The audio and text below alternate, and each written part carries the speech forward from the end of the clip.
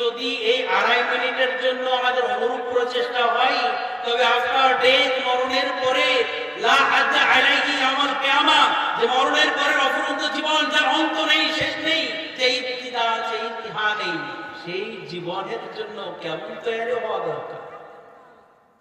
যে ভাবনা চিন্তা করে যে আমাকে কে পাঠিয়েছে, কেন পাঠিয়েছে, কিসের জন্য পাঠিয়েছে, কি করতে পাঠিয়েছে, কোথায় থেকে পাঠিয়েছে, কোথায় পাঠিয়েছে, কোনটা করা লাগবে, কোনটা করা লাগবে না, কোনটা বললে সে রাজি হবে, কোনটা বলে নারাজ হবে, এই ভাবনা চিন্তা যদি আমার মধ্যে না থাকে, আমি মানুষ কিসে?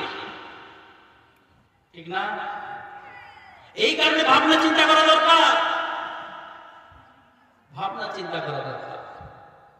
যে জিনিসকে নিয়ে ভাবনা চিন্তা করবেন, সেই জিনিস দেখেন আজকে মানুষ ভাবনা চিন্তা করতে করতে লোহার উপর ফিকির করলো, আর লোহাকে আসমান এরোপ্লেন বানিয়ে উড়িয়ে দিল। আজকে মানুষ ভাবনা চিন্তা করতে করতে গাছকে কাটকে কেটে জাহাজ বানিয়ে পানিতে ভাসিয়ে দিল। আর আজকে মানুষ ভাবনা চিন্তা ছেড়ে দিতে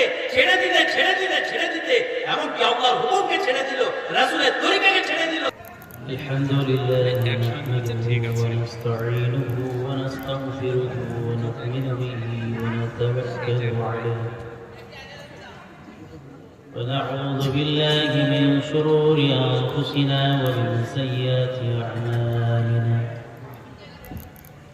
من يهده الله فلا مضل له ومن يضلله فلا هادي له ونشهد أن لا إله إلا الله وحده لا شريك له ونشهد أن محمدا عبده ورسوله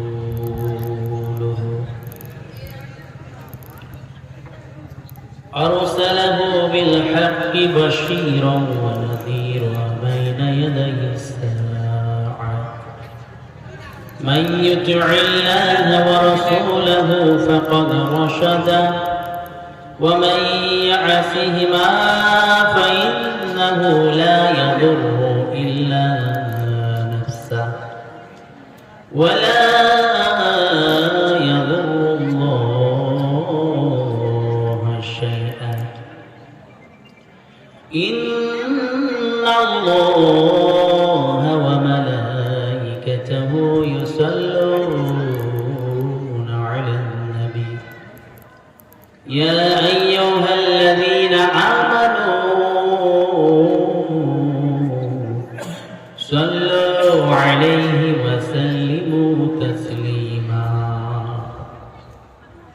اللهم صل على محمد وعلى آل محمد كما صليت على إبراهيم وعلى آل إبراهيم إنك حميد مجيد اللهم بارك على محمد وعلى آل محمد كما باركت على إبراهيم وعلى آل إبراهيم إنك حميد مجيد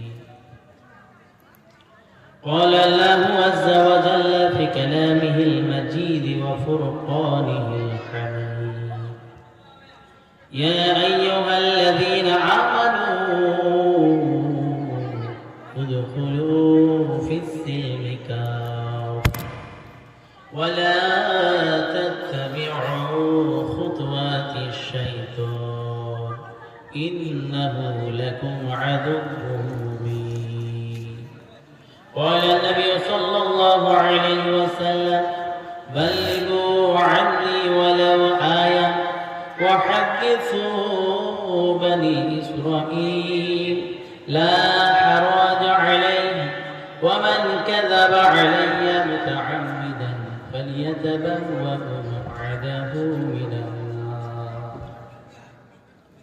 أو كما قال عليه الصلاة والسلام আমি সর্বপ্রথমে বলতে চাই যে যদি আমাদের ইয়াকিন ঠিক থাকে তো নিয়ত ঠিক হবে, আর যদি নিয়ত ঠিক থাকে তো তদবির স্বরূপ বসা ঠিক হবে, আর যদি বসা ঠিক হয় তো শোনা ঠিক হবে, আর যদি শোনা ঠিক হয় তা আমল করা সহজ হবে। আমাদের এখানে বসার ইয়াকিন কি বিশ্বাস আছে? এই দিনী মজলিসে, দিনী মাহফিলে, দিনী প্রোগ্রামে আমরা কেন বসেছি? কিসের জন্য বসেছি? ভাই আমরা জানি রাসূল আকরাম সাল্লাল্লাহু আলাইহি ওয়াসাল্লাম বলেন, দিনী প্রোগ্রামে, দিনী মাহফিলে যেখানে আল্লাহর প্রতি হামদ সানা, রাসূলের প্রতি দরুদ এবং দিনী কথা আলোচনা হয়, সেই মাহফিলে তাদের পিছনের সমস্ত গুনাহগুলিকে মাফ করে দেওয়া হয়। আল্লাহ সুবহানাহু ওয়া তাআলা রাসূল আকরাম সাল্লাল্লাহু আলাইহি ওয়াসাল্লামকে জানায় সহিহ বুখারীর 6408 নম্বর হাদিস, রাসূল আকরাম সাল্লাল্লাহু আলাইহি ওয়াসাল্লাম বলেন,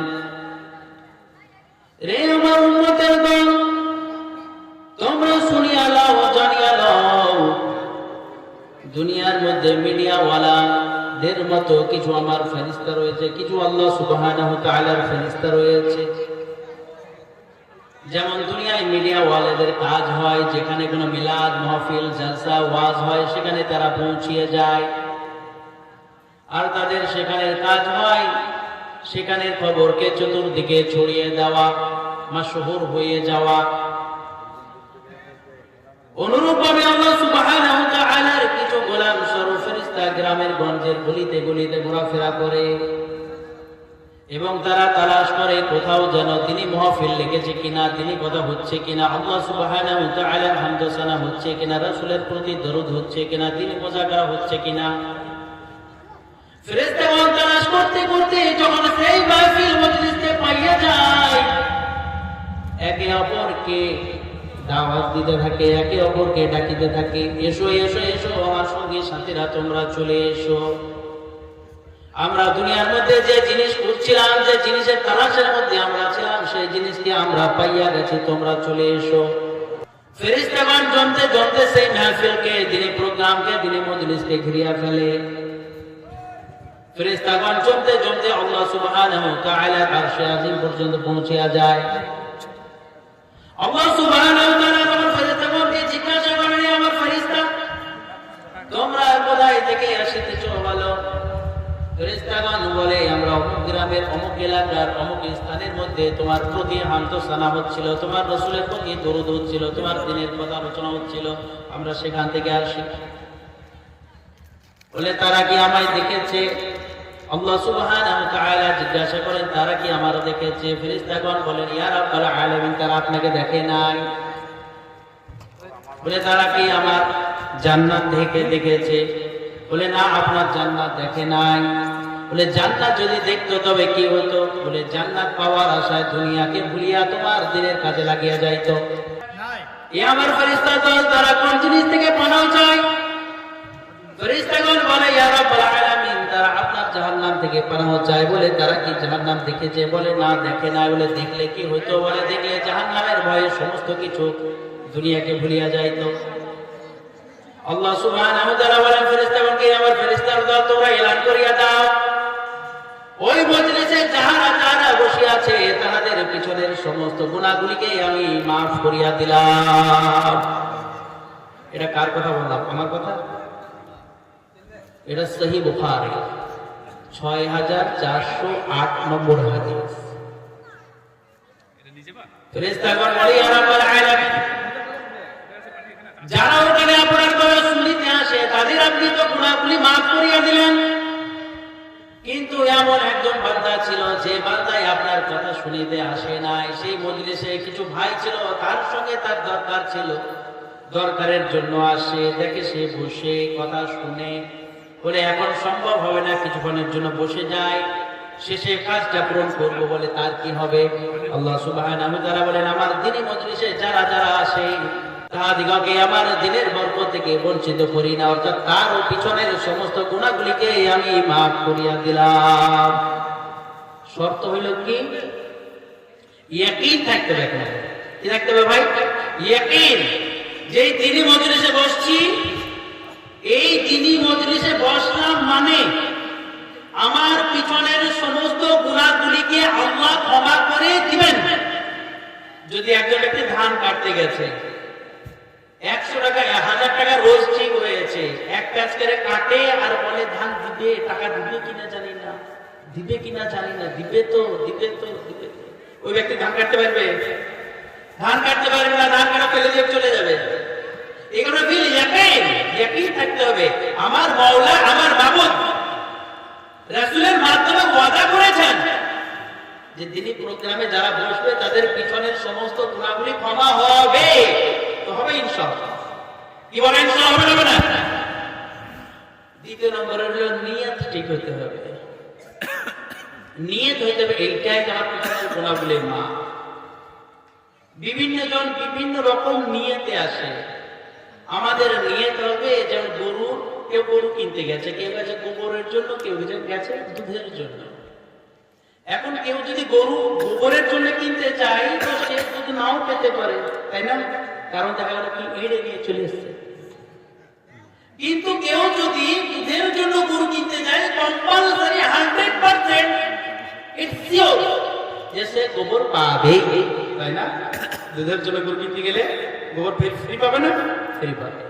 এই কারণে আমাদের নিয়ত ঠিক হতে হবে যে আমরা দ্বীনি প্রোগ্রামে মজলিসে হাজির হয়েছি, আল্লাহর বাণী শুনবো, রাসূলের বাণী শুনবো, আর নিজের জীবনে আমল করব, আর যারা এখানে নাই তাদের কাছে পৌঁছাবো। ইনশাআল্লাহ বলেন ইনশাআল্লাহ। আর তৃতীয় নম্বর হলো জমে জমে বসা। তৃতীয় নম্বর হলো জমে জমে বসা। বাপজি আমার, জমে জমে যদি বসা না হয় তাহলে নিয়ত ঠিক হলো না, আর নিয়ত হলো না তো ইয়াকিন হলো না, আর ইয়াকিন হলো না তো মানও পাওয়া যাবে না। এই কারণে যুবক ভাইরা আমার সকলকে আমি একটু ছোট ভাই হিসেবে, বড় ভাই হিসেবে একটু রিকোয়েস্ট করছি, অনুরোধ করছি, একটু জমে আসুন প্লিজ। তবে ইয়াকিন রাখুন যে রাসূল সাল্লাল্লাহু আলাইহি সাল্লাম বলেছেন যে তাদের পিছনের সমস্ত গুনাহগুলিকে ক্ষমা করে দেওয়া হবে। আর শেষে আমাকে একটু স্মরণ পাড়িয়ে দেবেন, আমি একটা টিপস বলে যাব, টিপস যেটা আল কোরআন থেকে। আল্লাহ সুবহানাহু ওয়া তাআলা বলেন এমন 3টে কাজ আছে, এই 3টে কাজকে যদি কেউ করতে পারে তবে তাদের পিছনের যত গুনাহ আছে মাশাআল্লাহ নেকির দ্বারা কনভার্ট হয়ে যাবে। বলেন সুবহানাল্লাহ। যত গুনাহ আছে, যত গুনাহ আছে, বরং যার যত বেশি গুনাহ তার অফার তত বেশি যে তার গুনাহগুলি নেকির দ্বারা কনভার্ট হবে। এটা আমার কথা নয়, এটা আল্লাহ সুবহানাহু ওয়া তাআলার বাণী। আমরা দুনিয়াতে নিজের ইচ্ছায় আসি না, কি বলছেন ঠিক তো নাকি? আবার দুনিয়া থেকে একদিন আমাদেরকে যেতে হবে, সেদিনকে আমরা নিজের ইচ্ছায় যেতেও বলেন পারবো না। দুনিয়াতে আসাটা আপনার আমার হাতে নেই, দুনিয়া থেকে যাওয়াটা আপনার আমার হাতে নেই। তবে আসার পরে যাওয়ার আগে সীমিত সময়, অল্প সময়, সংক্ষিপ্ত সময়, এই সময়ের সমস্ত কাজকর্ম আপনার আমার খাহিশ মোতাবিক, নফসের ধোঁকা মোতাবিক, শয়তানের ওয়াসওয়াসা মোতাবিক কেমন করে থাকতে পারে? ফর্মুলা হচ্ছে কোন ব্যক্তি যদি কোথাও নিজের ইচ্ছায় বেড়াতে যায় তবে তার যাওয়া, তার আসা এবং সেখানে থাকা নির্ভর করে তার উপর, হয় কি না?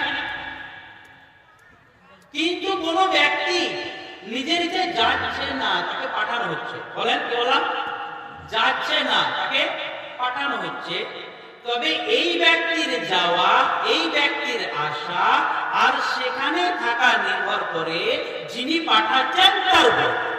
হয় কি বলছে তাহলে কি বুঝতে পারছেন?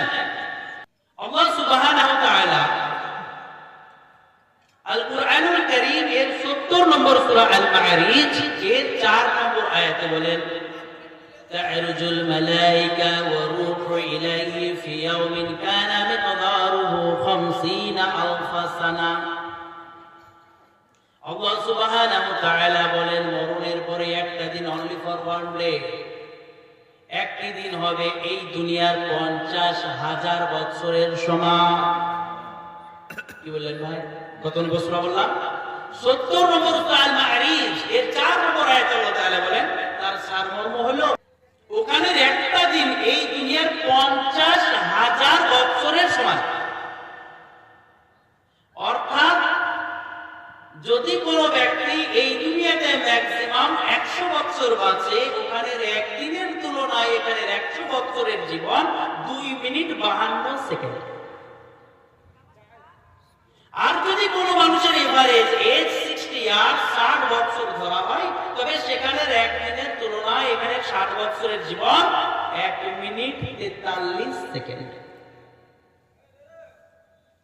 এখন এই 1 মিনিট 43 সেকেন্ড অথবা ম্যাক্সিমাম 2.5 মিনিটে শান্তি পাওয়ার জন্য, শান্তি প্রতিষ্ঠা করার জন্য, কামিয়াবি হাসিল করার জন্য, সাকসেস হওয়ার জন্য আমাদের কি রকমের, কি পরিমাণের মেহনত আর মুজাহাদা আর ঘুম আর লাগন আর তারাফ আর ফিকির আমাদের লেগে আছে বলুন তো?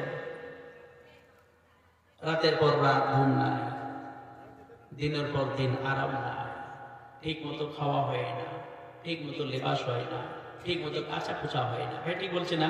হয় না বলেন কেন? যে দুনিয়াতে শান্তি আমাকে পেতে হবে, দুনিয়াতে আমাকে শান্তি কামিয়াবি হাসিল করতে হবে। এই চিন্তা ফিকির করা এটা কোনো দোষণীয় নয়, কোনো খারাপ নয়, তবে হতে তো হবে আমাকে হালাল পন্থায়। ঠিক বলেন না? হারামে করা যাবে? আরে বলেন না, কথা বলেন। হারামে করা যাবে না? হারামে করেছিল নমরুদ, তারপরে কি হলো? হারামে করেছিল কারুন, ফিরআউন, উতবা, শাইবা, তাদের অবস্থা কি হলো? এই কারণেই 2.5 মিনিট ম্যাক্সিমাম এর আপনি শান্তি প্রতিষ্ঠার জন্য প্রচেষ্টা করতে পারেন, কিন্তু ইটস মাস্ট বি হতে হবে কি হালাল রাস্তা, তাই না? হারাম রাস্তায় হবে না। তো হালাল রাস্তায় করতে গেলে হালাল জানার দরকার নাই, হারাম জানারও দরকার নাই, নাকি বলেন? ইঞ্জিনিয়ারিং শিখতে গেলে স্কুলে পড়ার দরকার নেই, ডাক্তারি করতে গেলে স্কুল কলেজে পড়ার যাওয়ার দরকার নেই। তো হারাম হালাল যদি আমি পালন করি, আমল করি, তো হারাম হালাল জানার দরকার আছে না? আচ্ছা, আমরা জানি জানি জানি আমি যখন একবার ইউনিতে ছিলাম বিরাটে, তো আমরা গাছতে একটা জায়গায় গিয়েছি, দোকানে গিয়েছি, আর সেই ভাই বলছে যে দোকানে কাপড়ের দোকান, মৌলভী সাহেব যদি মিথ্যা কথা না বলি তো মাল বিক্রি হবে না। আপনি একটা ফতোয়া শোনেন, কোন ভাই আমার একটা মাল কিনেছে অরিজিনাল, দোকানে বিক্রি করার জন্য 100 টাকায়। একজন কাস্টমার কাছে প্রাণ প্রিয় বন্ধু বলে কাপড়টা লাগবে, বলে নাম, বলে কত দাম? 200 টাকা। বলে একটু কম করো না? হ্যাঁ, তুমি খুব কাছের মানুষ, জানাশোনা মানুষ, পরিচিত মানুষ, তো বেশি আর কত করবো, করা তো নেওয়া যায় না। তো 180 টাকায় কিনে আছে আমি, তুমি আর বন্ধু বলে 10 টাকা কম দাও, 190 টাকা। খোদার কসম করে বলছি, এর সম্পূর্ণ টাকাটা হারাম হয়ে যায়। ওর 100 টাকা হারাম ছিল না, যে 100 টাকা দিয়ে পারচেজ করেছিল? কেন হারাম হলো? মুসলমানকে প্রতারণা করার কারণে, প্রবঞ্চনা করার কারণে, ধোঁকা দেওয়ার কারণে তার সম্পূর্ণ টাকাটা হারাম হয়ে গেল। এই ব্যবসা তো মাসে আমাদের মুসলমানরা করে না, নাকি বলেন? এইরকম ব্যবসা আমাদের মুসলমান করে না, করে তো? কাফির করলে আলাদা, মুশরিক করলে আলাদা, নাসারা করলে আলাদা, কিন্তু যদি মুসলমান করে, তাহলে এই ব্যবসা আমাদের মধ্যে আছে না নাই? তো যদি থাকে তো হালাল কেমন হইল? আর একটা কথা শুনে, আল্লাহ ফর্মুলা হলো আল্লাহ সুবহানাহু ওয়া তাআলার হুকুমকে উপেক্ষা করে, অর্থাৎ পিছনে ফেলে যদি কেউ দুনিয়া কামানোর প্রচেষ্টা করে, তবে আল্লাহ সুবহানাহু ওয়া তাআলার হুকুমটাকে পিছনে ফেলে যে কামিয়ে যে সময়টুকু, ওই সময়টুকুর উপার্জিত সমস্ত মাল হারাম। আল্লাহ আবার শুনেন, আল্লাহ সুবহানাহু ওয়া তাআলার হুকুমকে উপেক্ষা করে পিছনে ফেলে দিয়ে ওই সময়টুকুর মধ্যে যদি কেউ হালাল ইনকাম করে, তারপরেও ওর ওই হালাল ইনকামটুকু সমস্তটাই হারাম।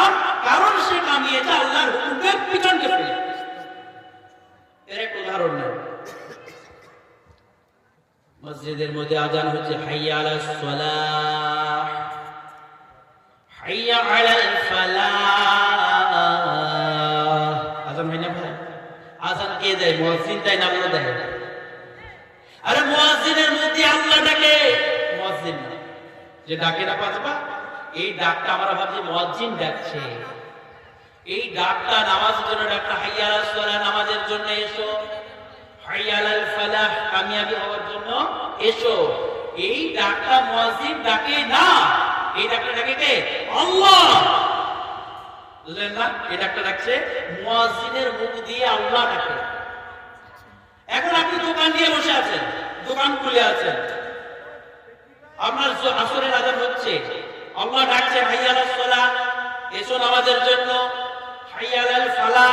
এই নামাজের মধ্যেই তোমার দুনিয়ার আখিরাতের কামিয়াবি আছে। মানুষ দেখবেন অ্যানসার দুই প্রকারে দেয়, একটা কওলান, একটা ফি'লান, একটা কাজের মাধ্যমে, একটা কথার মাধ্যমে, হয় না?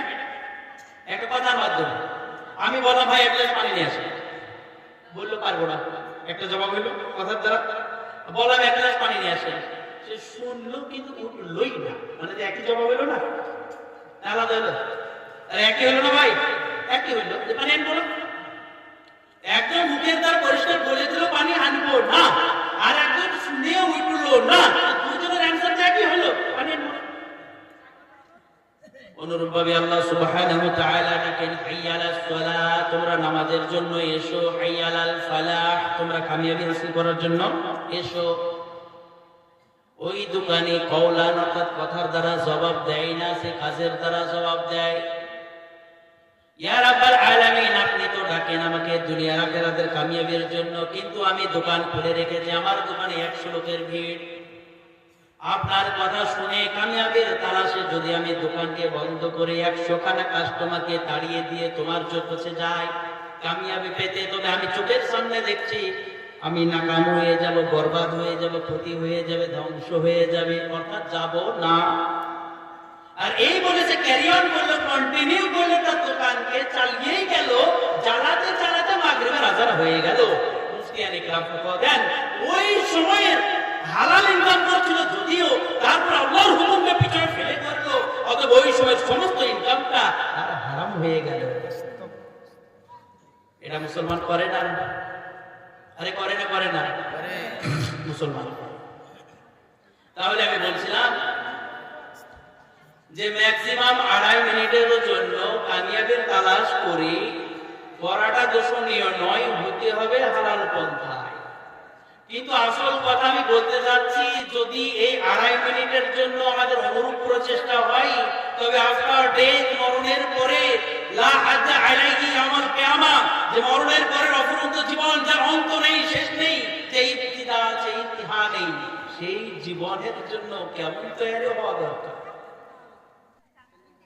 এই 2.5 মিনিটের জন্য শীতের রাত, গরমের গরম উপেক্ষা করে, ফলো না করে, দুনিয়ার শান্তি প্রতিষ্ঠা করার জন্য, কামিয়াবি হাসিল করার জন্য যদি আমাদের এমন ছুটি লাগে, তবে ইমাম গাজ্জালি আলাইহি রাহমাহ বলেন, কিতাব ইহতিয়াউল উলুম কিতাবের মধ্যে বলেন, সাত জমিনের আসমানের ফাঁকা জায়গায় যদি রায়ের দানা দিয়ে ভর্তি করে দেওয়া হয়, আর একটা পাখিকে বলা হয় 1000 বছর পর পর তুমি একটা করে দানা খাও, এই দানা খেতে খেতে এক দিন শেষ হয়ে যাবে, কিন্তু মরণের পরে জীবন শেষ হবে না। তবে 2.5 মিনিটের জন্য যদি আপনার অনুরূপ প্রচেষ্টা হয়, তবে মরণের পরের জীবনের জন্য কি রূপে আমাদের প্রচেষ্টা করা দরকার, ভাবনা চিন্তা করা দরকার আছে না? আরে বলেন আছে না?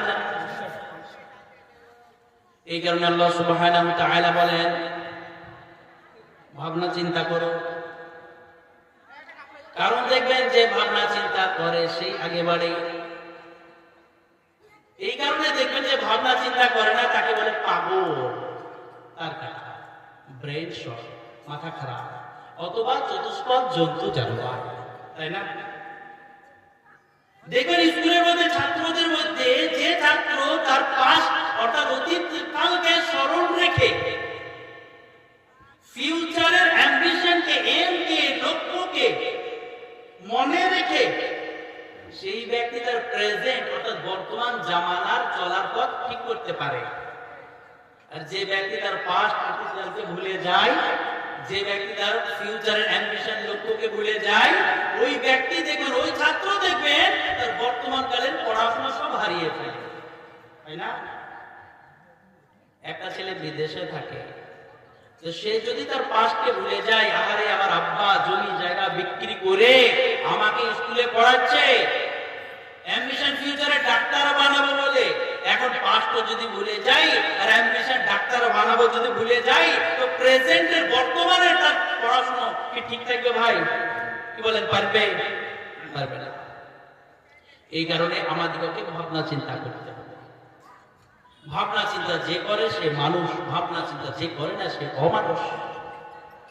যে ভাবনা চিন্তা করে আমাকে কে পাঠিয়েছে, কেন পাঠিয়েছে, কিসের জন্য পাঠিয়েছে, কি করতে পাঠিয়েছে, কোথায় থেকে পাঠিয়েছে, কোথায় পাঠিয়েছে, কোনটা করা লাগবে, কোনটা করা লাগবে না, কোনটা বললে সে রাজি হবে, কোনটা বললে নারাজ হবে, এই ভাবনা চিন্তা যদি আমার মধ্যে না থাকে আমি মানুষ কিসে? ঠিক না? এই কারণে ভাবনা চিন্তা করা দরকার। ভাবনা চিন্তা করা দরকার। যে জিনিসকে নিয়ে ভাবনা চিন্তা করবেন সেই জিনিস দেখেন, আজকে মানুষ ভাবনা চিন্তা করতে করতে লোহার উপর ফিকির করলো আর লোহাকে আসমানে এরোপ্লেন বানিয়ে উড়িয়ে দিল। আজকে মানুষ ভাবনা চিন্তা করতে করতে গাছকে কাটকে কেটে জাহাজ বানিয়ে পানিতে ভাসিয়ে দিল। আর আজকে মানুষ ভাবনা চিন্তা ছেড়ে দিতে এমনকি আল্লাহর হুকুমকে ছেড়ে দিল, রাসূলের তরিকাকে ছেড়ে দিল, আর দাঁড়ে মুখ দিয়ে কাটিয়ে জন্তু জানোয়ার হয়ে বাড়িতে চলে আসে। এই কারণে আমাদেরকে ফিকির করা দরকার। এই কারণে আল্লাহ সুবহানাহু ওয়া তাআলা আল কুরআনুল কারীমের 7 নম্বর সূরা আরাফের 179 নম্বর আয়াতে বলেন,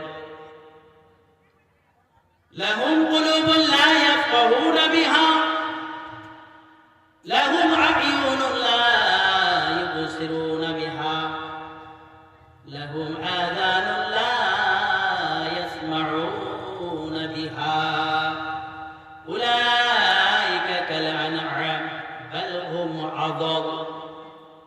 আল্লাহ সুবহানাহু ওয়া তাআলা বলেন, আমার গোলামের দল, লাহুম কুলুবুন, তাদেরকে দিল দেওয়া হয়েছে, লা ইয়াফকাহুনা বিহা, কিন্তু তারা দিলের দ্বারা কোনো চিন্তা ফিকির করে না, কোনো ভাবনা চিন্তা করে না।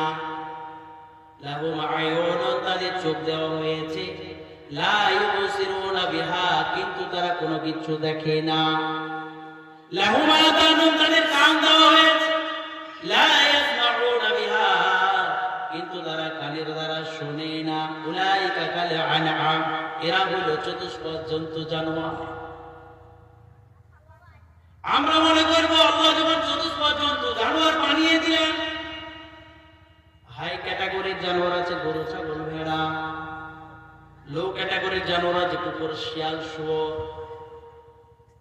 আল্লাহ সুবহানাহু, আমরা বললাম যে যখন আমরা চিন্তা ফিকির না করার কারণে চতুষ্পদ জন্তু জানোয়ার হয়েই গেলাম, অর্থাৎ গরু হব, ছাগল হব, আল্লাহ সুবহানাহু ওয়া তাআলা বলেন না, বাল হুম আযাল, বরঞ্চ তারা হইল সর্বনিকৃষ্ট জানোয়ার।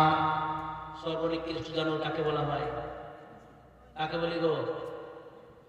শুকরকে বলা হয় না? এখানে বুঝেন, আল্লাহ সুবহানাহু ওয়া তাআলা বলেন, লাহুম কুলুবুন, তাদের দিল দিয়েছি, লা ইয়াফকাহুনা বিহা, কিন্তু তারা দিলের দ্বারা চিন্তা ফিকির করে না। এদের আমরা কি বলি? পাগল। লাহুম আ'য়ুনুন, তাদের চোখ দেওয়া হয়েছে, লা ইউবসিরুনা বিহা, তারা চোখের দ্বারা দেখে না, অর্থাৎ কি? কানা। কি কানা না ভাই? লাহুম আযানুন, তাদের কান দেওয়া হয়েছে, লা ইয়াসমাউনা বিহা, তারা কানের দ্বারা শোনে না, অর্থাৎ কি? ভাষা। উলাইকা কাল আনআম, এই পাগল আর এই কানা আর এই ভাষা, এরা হলো চতুষ্পদ জন্তু জানোয়ার, বরং নয় শুয়োর। এর মিনিং হইতে পারে এটা? আরে কানাকে বলবেন শুয়োর, পাগলকে বলবেন শুয়োর, ভাষাকে বলবেন শুয়োর। আল কুরআনুল কারীমের বাহ্যিক দিক, এখানে আমি বাই চান্স 1 মিনিটের জন্য অন্য লাইনে একটা কথা বলছি, যে বিশেষ করে দেখা যায় আজকে আমাদের যুবক ভাইদের মধ্যে ফিতনা, যে আল কুরআনুল কারীম আগে ছিল অন্য লাইনে 20-25 হাজার টাকা হয়ে গেছে, মোবাইল কিনেছে, 1-2 মাস পরে মুফতি, আর কিচ্ছু লাগে না, আর কাউরে জিগায় না, সে নিজেই সব জানতে গামছা। কি চোখের সামনে যেটা দেখে সেটা ঠিক, যেটা না দেখে সেটা ঠিক। আমি ওই সমস্ত যুবক ভাইদের আগে বলি যারা বাহ্যিক দিক দিয়ে বিচার করে বা কোরআন হাদিসের জন্য রিসার্চের প্রয়োজন দরকার হয় না, একটা মোবাইল থাকলেই সবকিছু বুঝে ফেলে, তারা যদি এই ট্রান্সলেট, এই তর্জমা দেখে তবে অবশ্যই তারা পথভ্রষ্ট গোমরা হবে। কারণ এখানে আয়াতে কারিমে বাহ্যিক দিকে বোঝা যায় যে যারা পাগল, যারা কানা, যারা ঠসা, তারা হলো চতুষ্পদ জন্তু, জানোয়ার, বড় নয়, শুয়োর। এটার মিনিং এটা নয়। কারণ আমরা কানাকে মহব্বতের নজরে দেখি না ভাই, দয়ার নজরে। ঠসাকে মহব্বতের নজরে দেখি না, যে পাগল হয় তাকে দয়ার নজরে দেখি না। তবে আপনি আমি তাকে বানাই নাই, তারপরে কানাকে, ঠসাকে আর পাগলকে মহব্বতের নজরে দেখি। তবে যে মালিক মাওলা খালিক আল্লাহ, তাকে বানিয়েছেন সেই আল্লাহ থেকে শুয়োর কেমনে বলতে পারে? ঠিক না? বোঝা গেল মিনিং যেটা দেখতে পাচ্ছেন সেটা না, বরং এখানে আল্লাহ সুবহানাহু ওয়া তাআলা বলতে চান তোমাদিগকে দিল দেওয়া হয়েছে। কেন দেওয়া হয়েছে? চিন্তা ফিকির করার জন্য। চিন্তা ফিকির করার পরে ভালোটাকে নেবে, খারাপটাকে ছাড়বে। তোমরা সর্বদা চিন্তা ফিকির করে দেখবে, আর ভালো জিনিসটাকে অ্যাকসেপ্ট করবে, খারাপ জিনিসটাকে রিজেক্ট করবে, বর্জন করবে। কিন্তু তোমাদের দেখি দিল থাকার পরেও, চিন্তা থাকার পরেও কি যেন চিন্তা ফিকির করো, ভালোটাকে নিতে পারো না, খারাপটাকে ছাড়তে পারো না, বরং ভালোটাকে ছেড়ে দাও আর খারাপটাকে গ্রহণ করে নাও। বোঝা গেল তোমাদের দিল থাকার পরেও দিল নেই। অনুরূপভাবে আল্লাহ সুবহানাহু ওয়া তাআলা বলেন লাউ আ'য়ুনুন, তোমাদের চোখ দেওয়া হয়েছে কিন্তু তোমরা দেখো না। অর্থাৎ চোখের দ্বারা তোমাদিগকে দেখতে বলেছে কোনটা ফুল, কোনটা কাঁটা, কোনটা লাভদায়ক, কোনটা অনিষ্টদায়ক, কোনটা তোমাকে লাভ দেবে, কোনটা লোকসান দেবে। তোমরা চোখের দ্বারা দেখার পরেও ভালোটাকে বর্জন করে দাও আর খারাপটাকেও তোমরা গ্রহণ করে নাও। বোঝা গেল তোমাদের চোখ থাকার পরেও চোখ নেই। অনুরূপভাবে আল্লাহ সুবহানাহু ওয়া তাআলা বলেন তোমাদিগকে কান দিয়েছি ভালোটাকে শোনার জন্য রে বান্দা, খারাপটাকে ছাড়ার জন্য। কিন্তু তোমাদের কি যেন এমন হয়েছে, হাজারো বোঝার পরে, হাজারো শোনার পরে তোমরা খারাপটাকেই শোনো আর ভালোটাকে তোমাদের দিল লাগে না, মন লাগে না, প্রাণ লাগে না। অর্থাৎ তোমাদের কান থাকার পরেও কান নাই। যেমন দেখবেন অনেক বাপের 3টে ছেলে, বলে আপনার কটা ছেলে গো? বলে ছেলে নাই গো। বলে না না আপনার ছেলে আছে না 3টে? বলে না বাবা আমার ছেলে নাই গো। বলে আর 3খানা ছেলে আছে না? বলে বাবু ছেলে থাকতে ছেলে যদি ছেলের কাজ না করে তাহলে সে ছেলে আর ছেলে কিসের? তাকে তুমি তেজপুত্র করেছি। বলে না গো। বলে ছেলে যদি ছেলে থাকতে ছেলের কাজ না করে সে ছেলে ছেলে নয়, ছেলেকে তুমি ছেড়ে দিয়েছি। অনুরূপভাবে আল্লাহ সুবহানাহু ওয়া তাআলা বলেন আমার গোলামের দল, তোমাদের দিল থাকতে যদি তোমাদের ভালোটাকে না নিতে পারো আর খারাপ থেকে ছাড়তে না পারো, তোমাদের চোখ থাকতে তোমরা ভালোটাকে যদি দেখতে না পারো, খারাপটাকে যদি ছাড়তে না পারো, তোমাদের কান থাকতেও তোমরা ভালোটাকে যদি শুনতে না পারো আর খারাপটাকে যদি তোমরা ছাড়তে না পারো, তবে তোমরা তোমরা হইলা চতুষ্পদ জন্তু, জানোয়ার।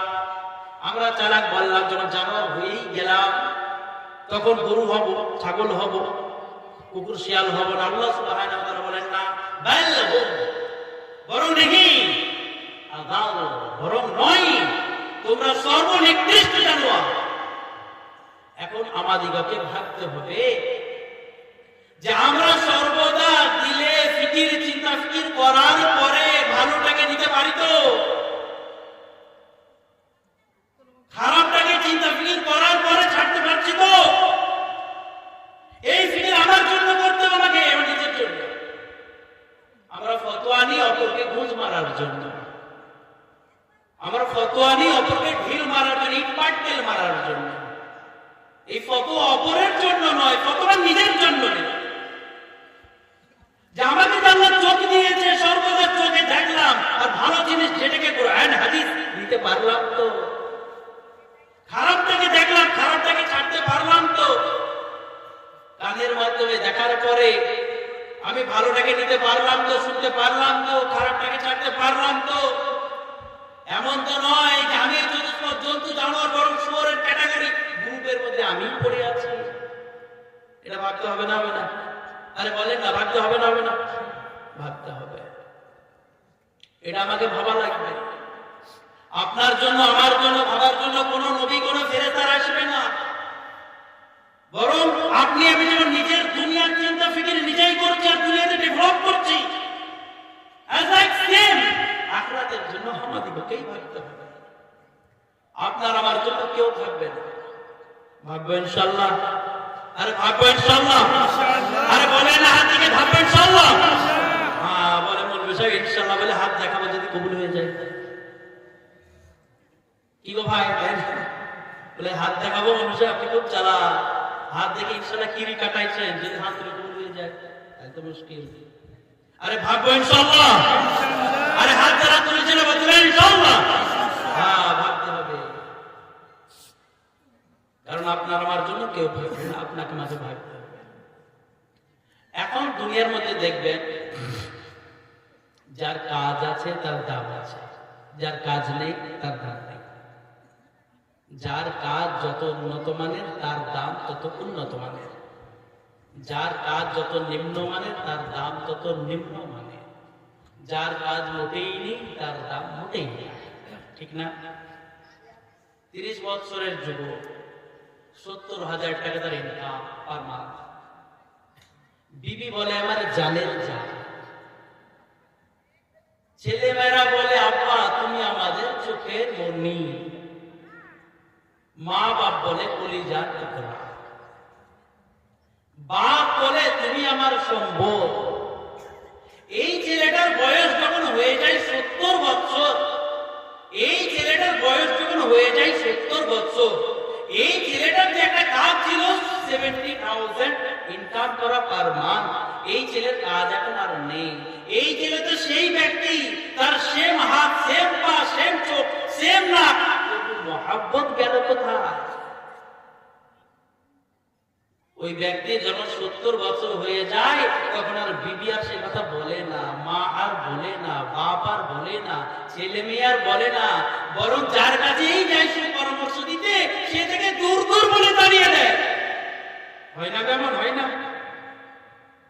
বাপ ছেলেকে একটা সুপরামর্শ দিতে যাচ্ছে, বলে আর চুপ হতে বলবো না, কি করেছো আমাদের জন্য? সব তো তোমার মায়ের মায়ের জন্য করেছো, আর সব লুটিয়ে দিছো, শেষ করেছো, আমাদের জন্য কি করেছো? এখন বলবো না, চুপ করে থাকো, আমরা আমাদের ভালো আমরা বুঝবো, তোমার কি? ভাই বলে না গো, বলে। স্ত্রীকে বলতে এলে বলে আরে তোমার কপালে পড়ে, ভাগ্যে পড়ে আমার জানটা তো চলেই গেল, আমার মা বাপ তোমার মতো একটা কান্না খুঁজে পাইয়া ছিল যে তোমাকে ধরে দিয়েছে, তোমার থেকে অন্য একটা জানুয়ারি করলে হইলে বলে আমার ভালো হতো। এখন অনেক কথা বলে।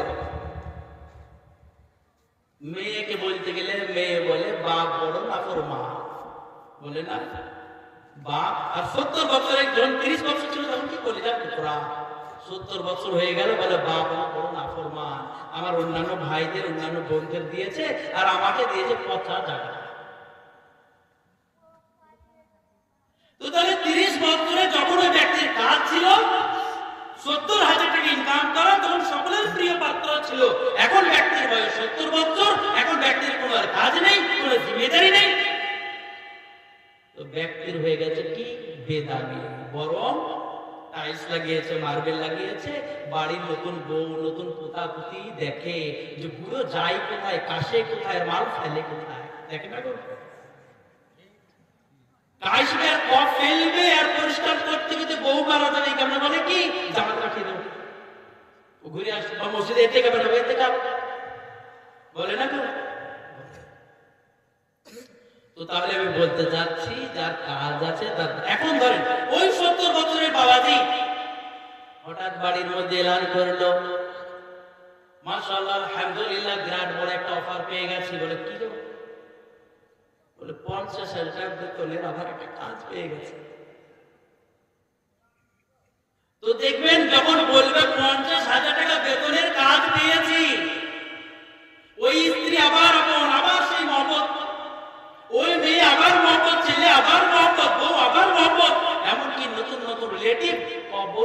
বের হয়ে আসবে, আসে না? তো বোঝা গেল যার কাজ আছে তার দাম আছে, যার কাজ নেই তার দাম নেই। তবে আল্লাহ সুবহানাহু ওয়া তাআলা আপনাকে আমাকে দুনিয়াতে পাঠিয়েছেন আল্লাহর কাজের জন্য, না আপনার বা আমার গরু ভেড়া ছাগলের জন্য? আর বলেন না, আমি একটা গরু কিনেছি আপনার জন্য না আমার জন্য? আমার জন্য। একটা মোবাইল কিনেছি আপনার জন্য না আমার জন্য? আমার জন্য। একটা বাড়ি তৈরি করলো আপনার জন্য না আমার জন্য? অনুরূপভাবে অনুরূপভাবে আল্লাহ সুবহানাহু ওয়া তাআলা আপনাকে আমাকে তৈরি করেছেন আপনার আমার কাজের জন্য নয়, বরং আল্লাহ সুবহানাহু ওয়া তাআলা তৈরি করেছেন আপনাকে আমাকে আল্লাহর কাজের জন্য। বলেন সুবহানাল্লাহ। ভাই করেন না ভাই তৈরি? আরে করেছেন না, করেন না বলেন না? এখন যদি আমরা তার কাজ না করি, যেমন গরু আমার কাজ করে না, ওটা দুধ দেয় না, কাটাই ধরে ব্যক্তি। আমি লাঙ্গলের জন্য বলদ কিনেছিলাম, আমার কাজের জন্য লাঙ্গল বইতে গেলে শুয়ে পড়ে, তো তাকেও কাটাই ধরে ব্যক্তি।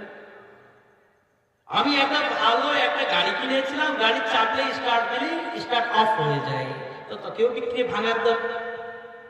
আমি ফ্যান লাগিয়েছি 2000 টাকা দামে, চলছিল খুব, চলতে চলতে বন্ধ, তোদের রিপেয়ার করলে ভালো, নাহলে 5 টাকা দাম। তো বোঝা গেল দুনিয়ার মধ্যে আমি আমার জন্য যে কাজ করেছি সেই কাজ সে যতক্ষণ দিবে ততক্ষণ তার দাম আছে, আর যখন সে তার কাজ থেকে অফ হয়ে যায় তার দামও বেদাত হয়ে যায়।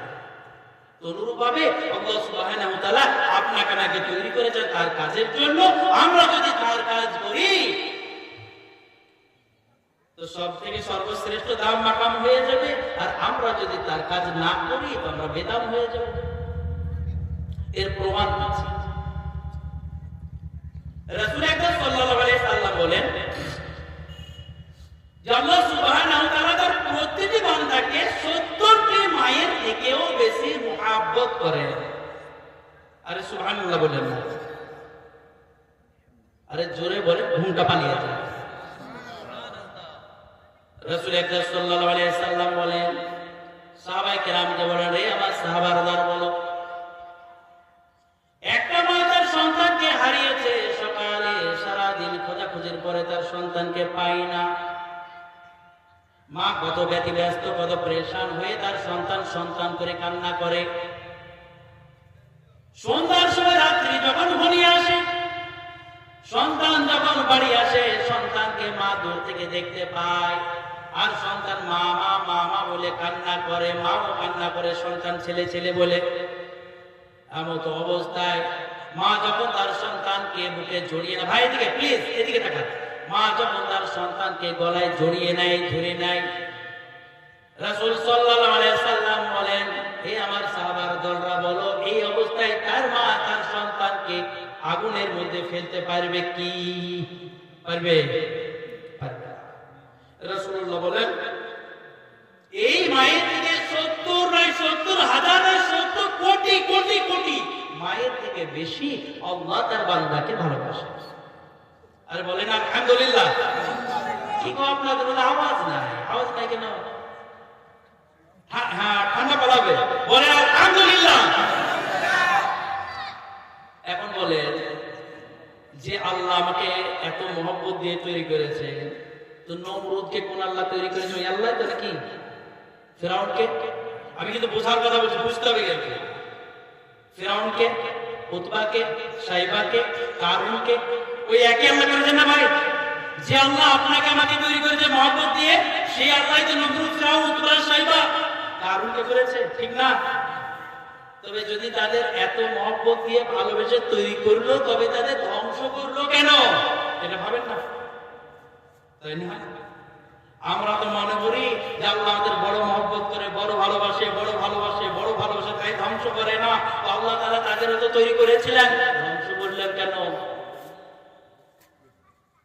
আল্লাহ সুবহানাহু ওয়া তাআলা 6 নম্বর সূরা আনআমের 11 নম্বর আয়াতে, 27 নম্বর সূরা নামলের 69 নম্বর আয়াতে বলেন, কুল সিরু ফিল আরদ ফানজুরু ওয়া সুম্মা আনজুরু কাইফা কানা আকিবাতুল মুকাজ্জিবিন ওয়া আকিবাতুল মুজরিমিন।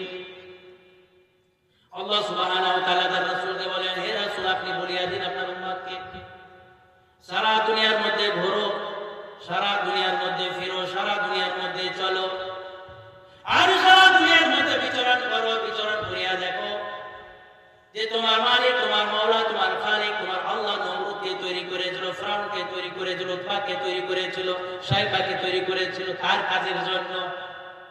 আর তারা তোমার মালিক, মাওলা, খালিক আল্লাহর কাজ করে নাই বলে তাদের তোমার আল্লাহ বরবাদ করিয়া দিয়েছে। ঠিক না? একদম সেম। যেমন আপনি দুনিয়ার মধ্যে সামান কিনেন আর সে যখন ফায়দা দেয় না, যখন তাকে ধ্বংস করে দেন, অনুরূপ ভাবে আল্লাহ সুবহানাহু ওয়া তাআলা এখানে শিখ দিয়েছেন যে আমি তৈরি করেছি তোমাদের, তোমরা যদি আমার কাজ না করো আমি তোমাদের বরবাদ করে দেবো। কেউ ঠেকাতে পেরেছে? কেউ ঠেকাতে পেরেছে তাদের? আচ্ছা, আমাদের নবী সাল্লাল্লাহু আলাইহি সাল্লামের একটা চাচা ছিল, চাচার নাম আবু তালিব। জানি ভাই সকলে? নবীর একটা চাচা ছিল, কি নাম? আবু তালিব। আলী রাদিয়াল্লাহু তাআলার আব্বা, জাফর তাইয়ার রাদিয়াল্লাহু তাআলার আব্বা, আলী রাদিয়াল্লাহু তাআলা। যখন নবী সাল্লাল্লাহু আলাইহি সাল্লামের দাদাজি, কি নাম ছিল বলেন? আব্দুল মুত্তালিব, যখন ইন্তেকাল হয়ে যায়, তখন নবী সাল্লাল্লাহু আলাইহি সাল্লাম তার চাচা আবু তালিবের ছত্র ছায়ায় আসে। আবার আবু তালিব যতদিন ছিল ততদিন নবীজির উপর ডাইরেক্ট কেউ হামলা করতে পারে না। মানে কেন? আবু তালিব ভাতিজাকে ভালোবাসতেন না নাকি? না ভালোবাসতেন গো? আরে ভালোবাসতেন না? ভালোবাসতেন না? আবু তালিব যখন মুলকে শাম ব্যবসা করতে যাচ্ছিলেন ভাতিজাকে নিয়ে 12 বছরে, বুহাইরা নামে পণ্ডিত নবীজিকে বলে দিল, ইয়া আবু তালিব, আপনি আপনার ভাতিজাকে নিয়ে যাবেন না আগে। ইহুদিরা খবর পেয়েছে, তারা জানে, তারা আপনার ভাতিজাকে পেয়ে কতল করে দিবে। আবু তালিব পুরো ব্যবসা ছেড়ে, পুরো কাফেলার দল ছেড়ে, পুরো সঙ্গী সাথী ছেড়ে, সফরের সামান ছেড়ে নিজের ভাতিজার প্রাণকে বাঁচানোর জন্য ওখান থেকে মক্কা ফিরে আসলেন। এটা কি ভালোবাসার আলামত না? আরে বলেন না, ভালোবাসার আলামত না? যখন মক্কার নবীজির খানদান বংশকে মক্কার তিন পাহাড়ের মধ্যখানে বন্দী করে দেওয়া হলো 3 বছরের জন্য। বাইরে থেকে এক্সপোর্ট আর ইম্পোর্ট, আমদানি রপ্তানি বন্ধ করে দেওয়া হলো। বাইরে থেকে মাল আসবেও না, এখানে তৈরি মাল বাইরে যাবেও না। কতদিন চলবে? খাবার যা ছিল শেষ কিছুদিনের মধ্যে। তারপর গাছের পাতা, লতা, ছাল, চামড়া খেতে শুরু হলো। আর খেতে খেতে মাড়িতে ঘাও হয়ে গেল, আর পাখানা ছাগলের লাঠির মতো হয়ে গেল। এই যে 3 বছর মুসলমানগণ কষ্ট পেয়েছে, এখানেও আবু তালিব ছিল। বুঝলেন না? এখানেও আবু তালিব ছিল। কিন্তু আবু তালিবের যখন ইন্তেকাল হচ্ছে, এখান থেকে এখন কি বুঝলেন? আবু তালিব তার ভাতিজাকে ভালোবাসতো, ঠিক কিনা? কিন্তু আবু তালিবের যখন ইন্তেকাল হচ্ছে, রাসূল আকরাম সাল্লাল্লাহু আলাইহি সাল্লাম তার প্রাণপ্রিয় চাচা আবু তালিবের কাছে আসলো। আবু তালিবকে বলল, হে আমার চাচা, কুল লা ইলাহা ইল্লাল্লাহ আশহাদু লাকা বিহা ইয়াউমাল কিয়ামাহ। হে আমার চাচা, আপনি একবার অন্তত লা ইলাহা ইল্লাল্লাহ পড়িয়া দেন, কবুল করিয়া দেন। কিয়ামতের আশহাদু লাকা বিহা ইয়াউমাল কিয়ামাহ, কিয়ামতের মাঠে আমি এই কালিমার দ্বারা তোমার নাজাতের জন্য সাক্ষী দিব। আবু তালিব বলল, লাউলা আন তু'আইরানি কুরাইশুন ইয়াকুলুনা ইন্নামা হামালাহু আলা যালিকাল জাযা লা আখবারতু বিহা আইনাকা। আবু তালিব বলল, আমার ভাতিজা, আমি জানি এই কালিমা পড়লে তোমার চোখ শান্তি পেয়ে যাবে, তোমার চোখ ঠান্ডা হয়ে যাবে রে ভাতিজা। কিন্তু আমি যদি কালিমা পড়ি, তবে মক্কার মুশরিকরা বলবে, আবু তালিব এত বড় আমাদের সরদার হওয়ার পরে মরণের ভয়ে কালিমা পড়িল। আমি সরদার হওয়ার পরে আবু তালিবকে তারা লান পান করিতে থাকিবে, অতএব এই কালিমায় আমি পড়তে পারিব না। নবী সাল্লাল্লাহু আলাইহি সাল্লাম রিপিট রোটেশন বারবার তার চাচাকে বলতে থাকলো। চাচা একবার কালিমা লা ইলাহা ইল্লাল্লাহ মুহাম্মাদুর রাসূলুল্লাহ কবুল করিয়া নেন। চাচা যখন কবুল করিল না, আল্লাহ সুবহানাহু ওয়া তাআলা 28 নম্বর সূরা আল কুরআনুল কারীমের কসস এর 56 নম্বর আয়াতে বলেন, ইন্নাকা লা তাহদি মান আহবাবতা ওয়ালাকিন্নাল্লাহ ইয়াহদি মান ইয়াশা। আল্লাহ সুবহানাহু ওয়া তাআলা তখন তার হাবিব মুহাম্মদ সাল্লাল্লাহু আলাইহি সাল্লামকে বললেন, হে আমার হাবিব, হে আমার মুহাম্মদ, ইন্নাকা নিঃসন্দেহে আপনি লা তাহদি, হেদায়েত দিতে পারবেন না, মান আহবাবতা,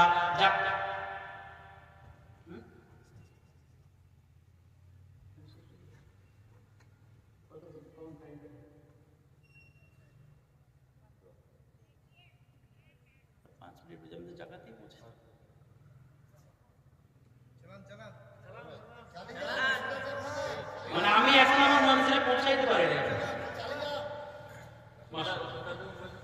আচ্ছা, জি জি জি।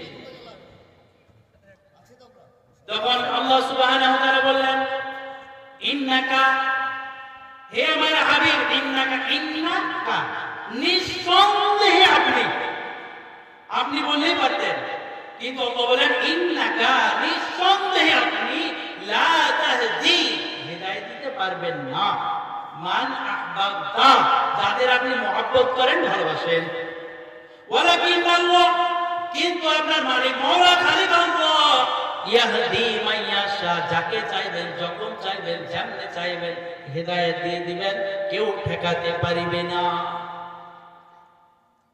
তো এখানে দেখেন আবু তালিবকে রাসূল আকরাম সাল্লাল্লাহু আলাইহি সাল্লাম বলেন, বারবার বলেন, চাচা আপনি কবুল করুন, কবুল করুন, কবুল করুন, অর্থাৎ এক আল্লাহকে মালিক বলে স্বীকার করুন, অর্থাৎ আল্লাহ আপনাকে যে কাজ করার জন্য পাঠিয়েছিল সেই কাজকে কবুল করুন।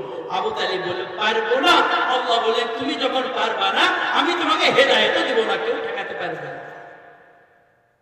অন্যদিকে জানেন, ওয়াহাশী বলে একজন গোলাম ছিল, শুনেছে ভাই না?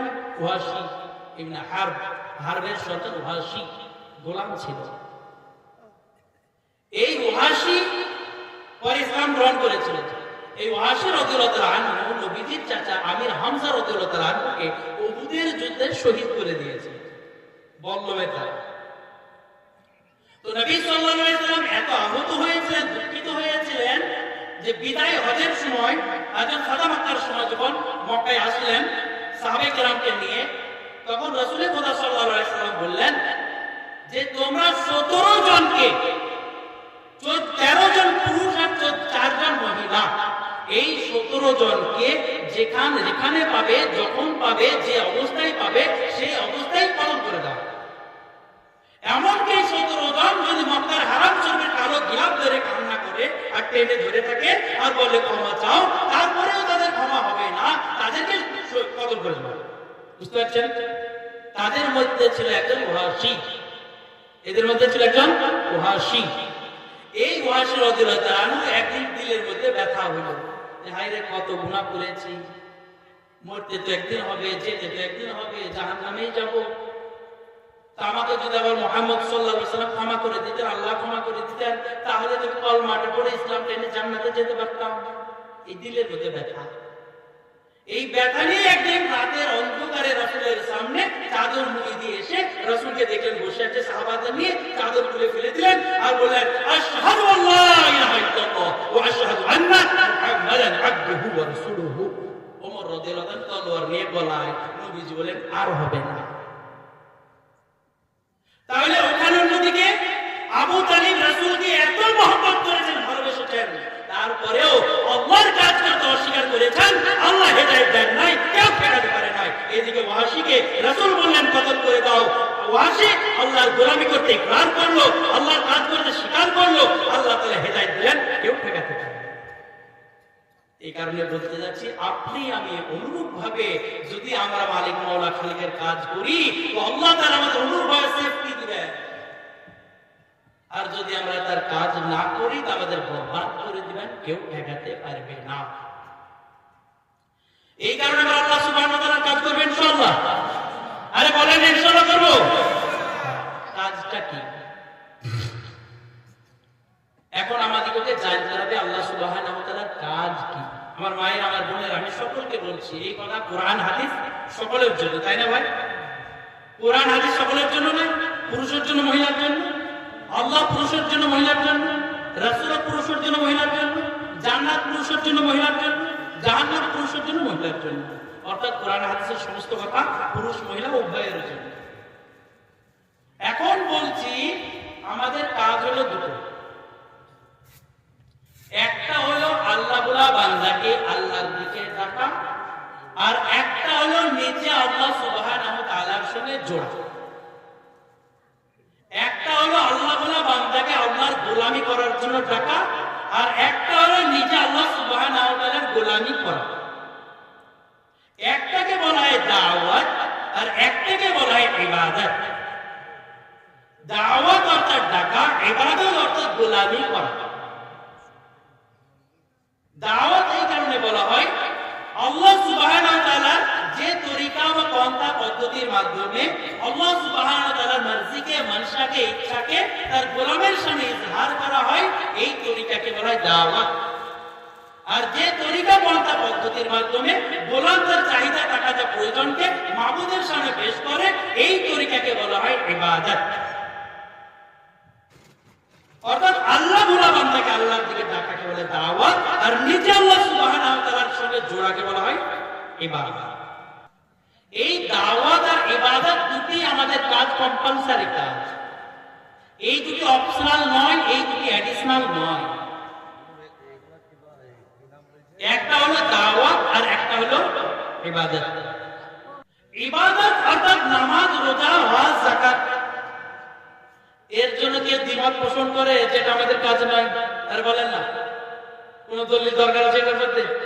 যে নামাজ, রোজা, হজ, যাকাত, ইবাদত এটা আমাদের একটা কাজ, এই কাজের জন্য মাশাআল্লাহ কোনো দলিলের দরকার নেই, ঠিক না? কারণ সকলেই স্বীকার করে নামাজ আমাকে লাগবেই, রোজা আমাকে লাগবেই, হজ যাকাত আমাকে লাগবেই, সকলে স্বীকার। অতএব আসলে এদিকে দলিলের দিকে আমি যাচ্ছি না, আমি যাচ্ছি কোনটা? আরেকটা যে পাশ থেকে গেল দাওয়াত। কারণ এই দুটি কাজ আমাদের জন্য অপরিহার্য, অবধারিত, কম্পালসারি ফরজ আইন। একটা কাজ দাওয়াত আর একটা কাজ ইবাদত। তো ইবাদতের জন্য মাশাআল্লাহ আমাদের কোনো জরুরত নেই দলিলের, বরং জাহিলকে তাকে বলে নামাজ পড়তে হবে, বলে হ্যাঁ নামাজ পড়া লাগবে। দাওয়াত হইল আল্লাহর কাজ, ইবাদত হইল আমার কাজ। কি বললাম ভাই? দাওয়াত হইল কার কাজ? আল্লাহর কাজ, আর ইবাদত আমার নিজের কাজ। এই ফর্মুলা হলো যে কাজটা যার হবে সেই কাজ যদি না করা যায় লোকসান হবে তার, কাজটি হবে যার। ফর্মুলা হলো যে কাজটা যার হবে, কাজটি যদি করা যায় লাভ হবে তার, কাজটি হবে যার, ঠিক না? ধানের জমিতে ধান, 100 বিঘা জমির ধান আমাকে কাটতে ঠিকা দেওয়া হলো। আমি কাটতে শুরু করলাম, অন্য জায়গায় ভালো কাজ পেলাম, এই কাজ ছেড়ে দিয়ে পালিয়ে গেলাম, তো লোকসান হবে আমার না তার? ধান হলো, কারণ ধানটা তার। অনুরূপভাবে নামাজ, রোজা, হজ, যাকাত, এই নামাজ, রোজা, হজ, যাকাত যদি আমরা না করি তো আল্লাহ তাআলার কতটা ক্ষতি হবে? ক্ষতি হবে ভাই। নামাজ, রোজা যদি সকলেই করি তো আল্লাহ লাভ হবে কতটা? বরং নামাজ, রোজা যদি আমরা করি তো লাভ হবে আপনার আমার, আর যদি না করি তো ক্ষতি হবে আপনার আমার। কারণ কাজটা আমার, এই কারণে ক্ষতি হবে আপনার আমার। এখন যদি নামাজ, রোজা, হজ, যাকাত আল্লাহর কাজ হতো, আর না পড়লে ক্ষতি হতো, পড়লে লাভ হতো, তবে দুনিয়ার মানুষ যেমন প্রাইম মিনিস্টারকে চুজ করে ইলেকশনের মাধ্যমে, অনুরূপভাবে তার মাহবুব মাওলাকেও চুজ করত ইবাদতের মাধ্যমে। কি বলতো? যে শীতের সময় শীত দাওনি, খুব শীত বেশি হয়ে গেছিল, এত দরকার ছিল না। গরমের সময় কিন্তু গরম পাইনি, যাচ্ছে তাই গরম, এত গরমে টিকা যায়। বর্ষার সময় কিন্তু বর্ষা হয়নি, আমাদের চাষবাস হয়নি। অতএব তোমার ইবাদত বন্দেগী করবো না, অন্য একজনের ইবাদত বন্দেগী করবো, তাকে আমাদের মওলা মালিক বানাবো, আর তার ইবাদত বন্দেগী হতে হবে। করতো না মানুষ? আরে মানুষ এটাই করতো। এই কারণে ইবাদত বন্দেগী, নামাজ, রোজা, হজ, যাকাত আপনার আমার কাজ।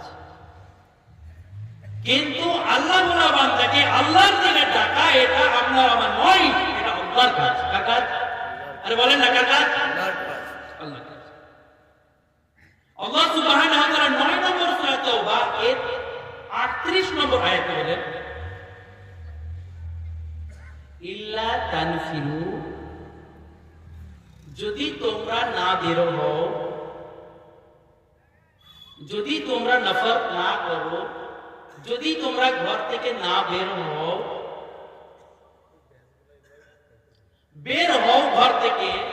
সাহাবায়ে কেরাম বা রাসূল খুদা সাল্লাল্লাহু আলাইহি সাল্লাম যখনই যতবার বের হয়েছেন ঘর থেকে, তেনাদের উদ্দেশ্য কি ছিল? কাফের মুশরিক গর্দান কেটে জাহান্নামে পাঠানো, না তাদের হাতে পায়ে ধরে জান্নাতে পাঠানো? বলেন না কোনটা ছিল? আরে কোনটা ছিল? ছিল না। অন্য আমার ভাইরা বলে ইসলাম কায়েম হয়েছে তলোয়ারের মাধ্যমে। না না না, মুহাব্বতের মাধ্যমে, ইশকের মাধ্যমে, আখলাকের মাধ্যমে, ব্যবহারের মাধ্যমে, চরিত্রের মাধ্যমে। এই কারণে রাসূল সাল্লাল্লাহু আলাইহি ওয়াসাল্লাম সাহাবায়ে কেরাম যতবার ঘর থেকে বের হয়েছেন আর যতবার যেখানে গেছেন, সেখানে একটাই উদ্দেশ্য ছিল, সারা দুনিয়ার কোনায় কোনায় আল্লাহর হুকুমকে প্রতিষ্ঠা করা। তাই না ভাই? অতএব আল্লাহ সুবহানাহু ওয়া তাআলা বলতেছেন, ইল্লা তানফিরু, তোমরা যদি আল্লাহর হুকুমকে, ভাই এদিকে দেখো, তোমরা যদি আল্লাহর হুকুমকে, রাসূলের তরিকাকে সারা দুনিয়ার কোনায় কোনায় প্রচার প্রসার করার জন্য বের না হও, তোমরা যদি আল্লাহর হুকুমকে, রাসূলের তরিকাকে সারা দুনিয়ার কোনায় কোনায় প্রচার প্রসার করার জন্য বের না হও, ইউআযিবুকুম আযাবান আলীমা, তবে তোমাদিগকে একটি দর্দনাক শক্ত আযাব দিয়ে গ্রেফতার করে দিব। শুনছেন? এখানে কিন্তু ইবাদতের কথা বলেনি, দাওয়াতের কথা যেটা বোঝাচ্ছে। বলে তোমরা যদি আল্লাহ বান্দাকে আল্লাহর দিকে জোড়া, অর্থাৎ সারা দুনিয়ার কোনায় কোনায় আল্লাহর হুকুম আর রাসূলের তরিকাকে প্রচার প্রসার করার জন্য বের না হও, ইউআযিবুকুম আযাবান আলীমা, তোমাদিগকে দর্দনাক শক্ত আযাব দিয়ে গ্রেফতার করে দেব। আর কি করব? ওয়ায়াস্তাবদিল কওমান গায়রাকুম, আর তোমাদিগকে তোমাদের জায়গা থেকে হটিয়ে দিব, সরিয়ে দেব, তোমাদের জায়গায় অন্য জাতিকে তোমাদের জায়গায় বসিয়ে দিব। এখন হচ্ছে না? হচ্ছে না? বলে মুসলমান মুরতাদ হয়ে যাচ্ছে, মুসলমান ফিরে যাচ্ছে, আর অন্য গায়ের কমকে আল্লাহ পূর্ণ ঈমান দিয়ে জায়গায় নিয়ে বসিয়ে।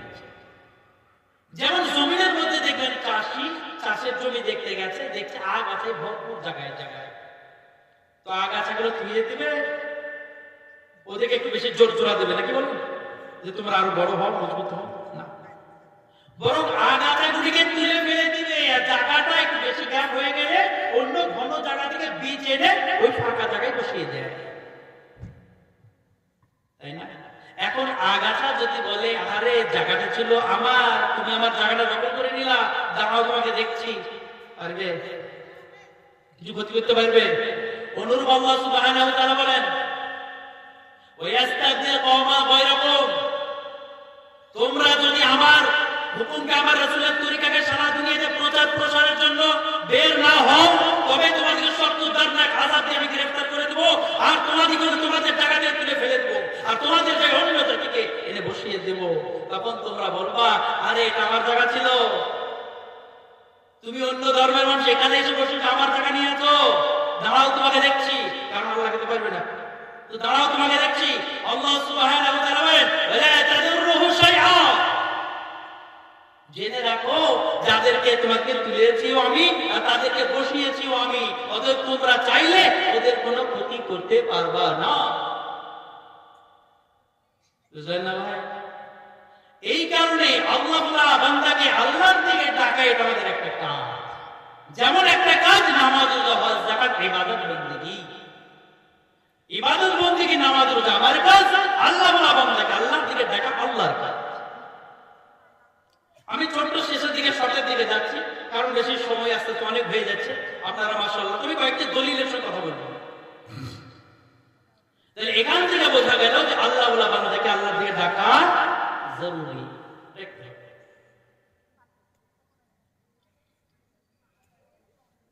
নবী সাল্লাল্লাহু আলাইহি সাল্লাম কখনো ফালতু কথা বলেছেন? ফুজুল কথা বলেছেন? তিনি আমাদের ফালতু কথা, ফুজুল কথা বলতে নিষেধ করেছেন না? মান সামা ফাওয়ান নাজা, যে চুপ থাকলো সে নাজাত পেল। ফালতু কথা বলা শরীয়তে নিষেধ। ফালতু কথা কাকে বলে? অপ্রয়োজনীয় কথা। যে কথাটা কারো কাজে লাগে না সেই কথাটাকে বলে ফালতু কথা, আর যে কথাটা কাজে লাগে তাকে বলে কাজের কথা, ঠিক না? তো ধরেন আমি একটা কথা বললাম, ভাই বলে দূর বলছে কি কথা বলেন, ফালতু কথা, বেকার কথা, ফালতু কথা, মানে কি এই কথাটা কাজে লাগে না। আবার ওই কথার জন্য চাচাজি বলেন মাশাআল্লাহ খুব সুন্দর কথা বললেন, মানে কি ওই কথাটা মনে কাজে লাগলো, তাই না? তো রাসূল তো কোনোদিন ফালতু কথা বলেন নাই, আল্লাহ সুবহানাহু ওয়া তাআলা ফালতু কথা বলেছেন? বলেন নাই। বোঝা গেল আল্লাহ সুবহানাহু ওয়া তাআলা যে কথাটাই বলেছেন সেটা আপনার আমার কাজে লেগেছে, অবশ্যই ভালো লাগবে। যদি না লাগে তবে কথাটা ফালতু হয়ে গেল। অনুরূপভাবে রাসূল সাল্লাল্লাহু আলাইহি ওয়াসাল্লাম যত রকমের কথা বলেছেন সেই সমস্ত কথাগুলো আপনার আমার কাজে লাগবে। যদি না লাগে তবে রাসূল ফালতু কথা বলেছেন, তাই হচ্ছে না? হচ্ছে না? তাই হচ্ছে। আর আমরা জানি রাসূল ফালতু কথা বলেন না। তো রাসূলুল্লাহ সাল্লাল্লাহু আলাইহি ওয়াসাল্লাম মিশকাতুল মাসাজিদ, যে মিশকাত পড়ে আগে মাওলানা হতো। আগে আমাদের হিন্দুস্তানে আশেপাশের মুলকে আমাদের বুখারী, তিরমিজি, মুসলিম, আবু দাউদ, নাসাই এগুলো ছিল না, শুধুমাত্র মিশকাত ছিল। মিশকাত পড়েই মাওলানা। এই মিশকাতের 5152 নম্বর হাদিস। কত বললাম? 5152 নম্বর হাদিস। এই 5152 নম্বর হাদিসে আল্লাহ সুবহানাহু ওয়া তাআলা রাসূল আমাদের শোনান যে আল্লাহ সুবহানাহু ওয়া তাআলা একদিন জিবরাইল ফেরেশতাকে বললেন, হে জিবরাইল, তুমি অমুক কওমে যাও, বনী ইসরাইল কওমে যাও, আর সেই কওমে গিয়ে সেই কওমটাকে ধ্বংস করে দাও। কে বললেন? কে বললেন? আল্লাহ বললেন। কাকে বললেন? জিবরাইল ফেরেশতাকে বললেন। শুনছেন ভাই? আল্লাহ জিবরাইল ফেরেশতাকে বললেন বনী ইসরাইলের কওমে গিয়ে বংশটাকে, এলাকাটাকে ধ্বংস করে দাও। জিবরাইল ফেরেশতা গেলেন, গিয়ে ওই জায়গায় ঘুরে বললেন, গাছ করলেন, তালাশ করলেন, দেখলেন যেখানে একটা আল্লাহর ওলি আছে। কি আছে? আল্লাহর ওলি। কেমন ওলি? প্রায় ধরে নেন কম বেশি 300 বছরের লম্বা সময়ে ওই ওলি ইবাদত বন্দি করছে। জিবরাইল ফেরেশতা আল্লাহকে বলেন, ইয়া রাব্বাল আলামিন, ওই বান্দা এত লম্বা সময় ইবাদত বন্দি করেছে আর চোখের পাতার পলক ফেলার পরিমাণ আল্লাহর নাফরমানি করে নাই। এত বড় বুজুর্গ মাশাআল্লাহ আমাদের বর্তমান জামানায় পাবেন না। আছে যে প্রায় ধরেন কম বেশি 300 বছর হায়াত, আর ওই সময়ের মধ্যে 1 সেকেন্ডের জন্য আল্লাহর নাফরমানি করে নাই। এমন আছে কোন বুজুর্গ? পাবেন গো? পাবেন না। আল্লাহ সুবহানাহু ওয়া তাআলা বললেন, ওকে সহ ওর এলাকাকে আসমান পর্যন্ত তুলে ওখানেই ফেলে ধ্বংস করে দাও। যেমন হয়তো লূত আলাইহিস সালামের ডেড সি, মৃত সাগর, মরুসাগর যেটাকে বলে ডেড সি, আসমান পর্যন্ত তুলে পাকাই করে আবার ওখানেই ফেলে। অনুরূপভাবে আল্লাহ তাআলা বললেন যে এই কওমকে, ওই বুজুর্গকে সহ ওখানে আসমান পর্যন্ত ওখানেই ফেলো, ওখানে ধ্বংস করে দাও। কেন? বুজুর্গ নামাজ পড়তো না নাকি বলেন? আরে নামাজ পড়তো না নাকি? জিকির করতো না, তাহাজ্জুদ পড়তো না, কি করতো না? আল্লাহ সুবহানাহু ওয়া তাআলাকে জিজ্ঞাসা করলেন জিবরাইল ফেরেশতা, ইয়া রাব্বাল আলামিন, কেন আপনি একটু বলুন। আল্লাহ সুবহানাহু ওয়া তাআলা বলেন, তার চোখের সামনে আমার হাজারো বান্দা, হাজারো গোলাম, হাজারো দাস তার চোখের সামনে ঘোরাফেরা করে। ওই বান্দারা আমার নাফরমানি করে, আমার সাথে শিরক করে, আমার রাসূলের সাথে বিদআত করে। এর কখনো পুরো কুঞ্চিত হয় নাই, কখনো দিলের মধ্যে আঘাতের নিশানা পড়ে নাই। আহারে তোমরা কি করো? ওই বুজুর্গ আমাকে চিনেছে, জান্নাত চিনেছে, জাহান্নাম চিনেছে, নিজের বাঁচার ফিকির করে সে নিজে বাঁচতে চায়, সে কাউকে বাঁচাবার ফিকির নয়। অতএব ওকে সহ ওর এলাকাকে তুলে ধ্বংস করে দেয়। এখান থেকে আল্লাহ দাওয়াত বুঝাইলেন না? বলেন না, দাওয়াত বুঝাইলেন। আর একটা উদাহরণ নেই, সহিহুল বুখারী হাদিস নম্বর 2493, আর একটা হাদিস নম্বর 2686। ভাই মনে রেখে এগুলো মিলাইতে পারবেন ইনশাআল্লাহ। আমি আপনাদের এলাকার কাছে আসা যাওয়া হয় আমার প্রায় মাঝে মধ্যে, আর আমার মাদ্রাসা কাসিমুল উলুম থেকে মির্জাপুর এলাকাটা, মজুমপুর এলাকা, এগুলো আমাকে জিম্মেদারে দেওয়া হয়েছে। এগুলো প্রায় মাঝে মধ্যে পাবেন ইনশাআল্লাহ, দেখে রাখবেন, মিলিয়ে রাখবেন। 2493 আর 2686 নম্বর সহিহ হাদিসের মধ্যে রাসূল সাল্লাল্লাহু আলাইহি সাল্লাম বলেন, পানির জাহাজ, বলেন পানির জাহাজের টিকিটের মাধ্যমে ডিভাইডেড হলো উপর তলায় আর নিচের তলায়। যেমন টিকিটের মধ্যে এসি আর জেনারেল হচ্ছে, ওইরকম টিকিটের মাধ্যমে উপর তলার নিচের তলার মানুষ ডিভাইডেড হলো। এখন নিচের তলার মানুষ প্রয়োজনের পানি আনার জন্য উপর তলায় যায়, আর উপর তলার মানুষেরা বারবার বিরক্তি বোধ করে, নিচের তলার মানুষেরাও পেরেশান হয়ে যায়। এমন সময় নিচের তলার মানুষ মনে করে বারবার যাওয়ার কি দরকার, উপরে যাওয়ার কি দরকার, পানি তো আমাদের নিচেই। অতএব লোহার পাতটা এরা ফুটো করতে শুরু করে। ওপরের বুদ্ধিমানেরা নিচেদের বুদ্ধিমানদের যদি নিষেধ না করে, তবে জাহাজ যখন ডুববে তখন উপর তলার মানুষদের ফুটো করে নাই, তারা জনের দোষ। নিচের তলার মানুষ বেচারা এরাই দোষী, এরাই ফুটো করেছে।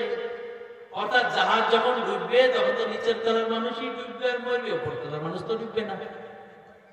আরে বলেন না, কি বলেন না? তো আপনি যেটা বুঝলেন, আল্লাহ রাসূল তো এটাই বোঝাতে চাইছেন, আমাদের বুঝে আসে না কেন? আসলে এদের দোষ তো আমাদেরও আছে, যে আমাদের শুধু এটা পড়লেই হইল, আপনি কি হইল দেখে দরকার। সমস্যাটা এখান থেকে হয়েছে যে আমি শুধু আমার ফিকির করলাম আর পকেটটা ভরে গেলে হইলো, আপনারা মরেন আর বাঁচেন, দরকার। কিন্তু আমি মাশাআল্লাহ বসে মাদ্রাসার পারপাশে যেখানে মসজিদে যায় আদায় করতে, ভাই জানে আদায়ের কথা মাত্রা হয় না, বলতে পারি না।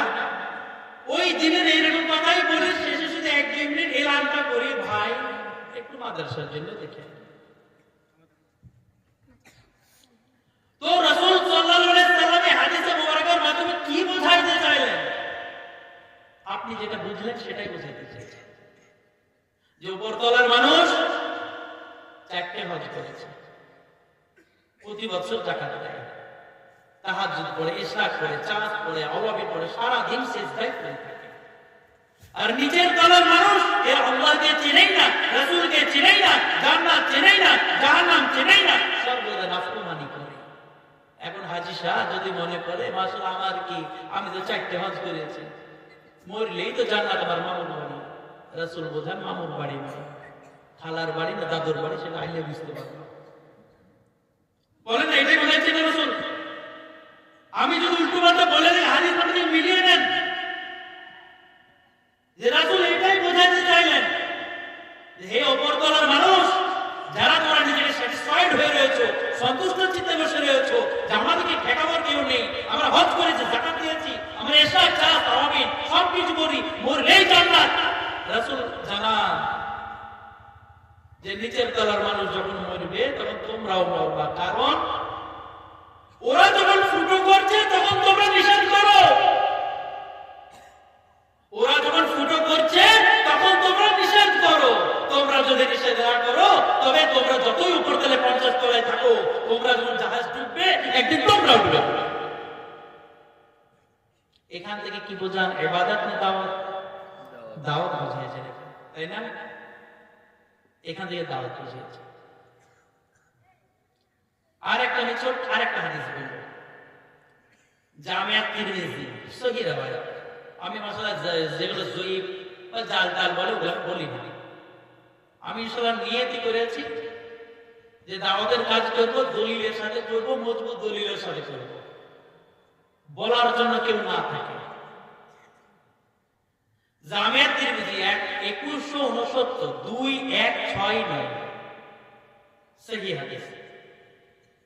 রাসূলুল্লাহ সাল্লাল্লাহু আলাইহি সাল্লাম বলেন, ওয়াল্লাযী নাফসি বিয়াদিহি লা তা'মুরুন্না বিল মা'রুফ ওয়া লা তানহাউনা 'আনিল মুনকার আও লা ইউশিকান্না আল্লাহু আন ইয়াব'আসা 'আলাইকুম ইকাবাম মিনহু সুম্মা তাদ'উনাহু ফালা ইউস্তাজাবু লাকুম। খুব গুরুত্ব দিয়ে শুনেন, শেষ, এটা শেষের দিকের কথা। রাসূল সাল্লাল্লাহু আলাইহি সাল্লাম বলেন, ওয়াল্লাযী নাফসি বিয়াদিহি, ওই আল্লাহর জাতের কসম যে আল্লাহর কুদরতি হাতে আমি মুহাম্মদের প্রাণ, আল্লাহ রাসূল বলেন ওই আল্লাহর জাতের কসম যে আল্লাহর কুদরতি হাতে আমি মুহাম্মদের প্রাণ। কি বলেন? আল্লাহ রাসূল বলেন লা তা'মুরুন্না বিল মা'রুফ ওয়া লা তানহাউন্না আনিল মুনকার। একটা নরমাল কথা, তুমি আমাদের বাড়ি আসবে, আর একটা তাকিদ দিয়ে কথা, খবরদার খবরদার খবরদার, তুমি আমাদের বাড়ি আসবে, আসলেই তোমার কথা বলবো, তাকিদ দিয়ে কথা, পার্থক্য নেই। ওলামা ইকরাম বুঝবেন, লাম তাকিদ ওয়া নুন তাকিদ শাকিলা, অর্থাৎ আগেও তাকিদ, পরেও তাকিদ, আর উপরেও মিডিলেও তাকিদ। এই তাকিদ দিয়ে বললেন লা তা'মুরুন্না বিল মা'রুফ, তোমরা অবশ্যই অবশ্যই অবশ্যই আল্লাহওয়ালা বান্দাকে আল্লাহর দিকে ডাকো। ওয়া লা তানহাউন্না আনিল মুনকার, আর তোমরা অবশ্যই অবশ্যই অবশ্যই মানুষকে খারাপি থেকে রোখো। আউলা ইউশিকাল্লাহু আইয়াবআসা আলাইকুম ইকাবাম মিনহু, তোমরা যদি আল্লাহওয়ালা বান্দাকে আল্লাহর দিকে না ডাকো তবে অতি সত্বর তোমাদের উপরে আল্লাহ একটা দর্দনাক আযাব পাঠাইবেন। ভাই আমি নিজে থেকে বলছি না, আল্লাহ রাসূল বলেন অতি সত্বর আন কারীম, অতি সত্বর তোমরা যদি আল্লাহওয়ালা বান্দাকে আল্লাহর দিকে অর্থাৎ মানুষকে ভালোর দিকে না ডাকো আর খারাপ দিকে না রক্ষা করো তবে অতি সত্বর তোমাদের উপরে আল্লাহ তাআলার তরফ থেকে দর্দনাক একটি আযাব আসবে। সুম্মা তাদউনা, তখন তোমরা আল্লাহকে বলে ইয়া রাব্বাল আলামিন আমাদের বাঁচাও, আর আমরা সহ্য করতে পারি না জালিমের জুলুম। হচ্ছে না জালিমের জুলুম? কখনো ঈমান ছাড়ার ভয়, কখনো জান ছাড়ার ভয়, কখনো নাম প্রকাশ করার ভয়, কোনো দাড়ি দেখার ভয়, কোনো লেবাস দেখার ভয়, হয় না ভাই? এমন জালিম নেই, জালিমকে আল্লাহ দেয় নাই। আরে জালিম এখান থেকে নয়, জালিম ওখান থেকে এসেছে। আল্লাহ সুবহানাহু ওয়া তাআলা বিনা হুকুমে যদি একটা গাছের পাতা না নড়ে, আল্লাহ সুবহানাহু ওয়া তাআলা বিনা হুকুমে একটা গাছের পাতা যদি না নড়ে, এত বড় কাজ হয় কি করে তার বাইরে? একটা রাজা তার প্রজাকে প্রচন্ড ভালোবাসে, রাজা চায় না যে প্রজার উপরে অত্যাচার করুক, তো রাজা দেখতে পাচ্ছে না, তখন হতেও পারে যে প্রজার উপরে জালিম অত্যাচার করছে, ঠিক কিনা? কিন্তু আমাদের রাজা তো এমন রাজা নয় যে রাজা আমাদের উপর অত্যাচার হয়েছে আর মালিক দেখতে পায় না, এমন কি বলে এমন দেখতে পায় না, ঠেকাতে পারে না, রক্ষা করতে পারে না, উড়িয়ে দিতে পারে না, তাড়িয়ে দিতে পারে না।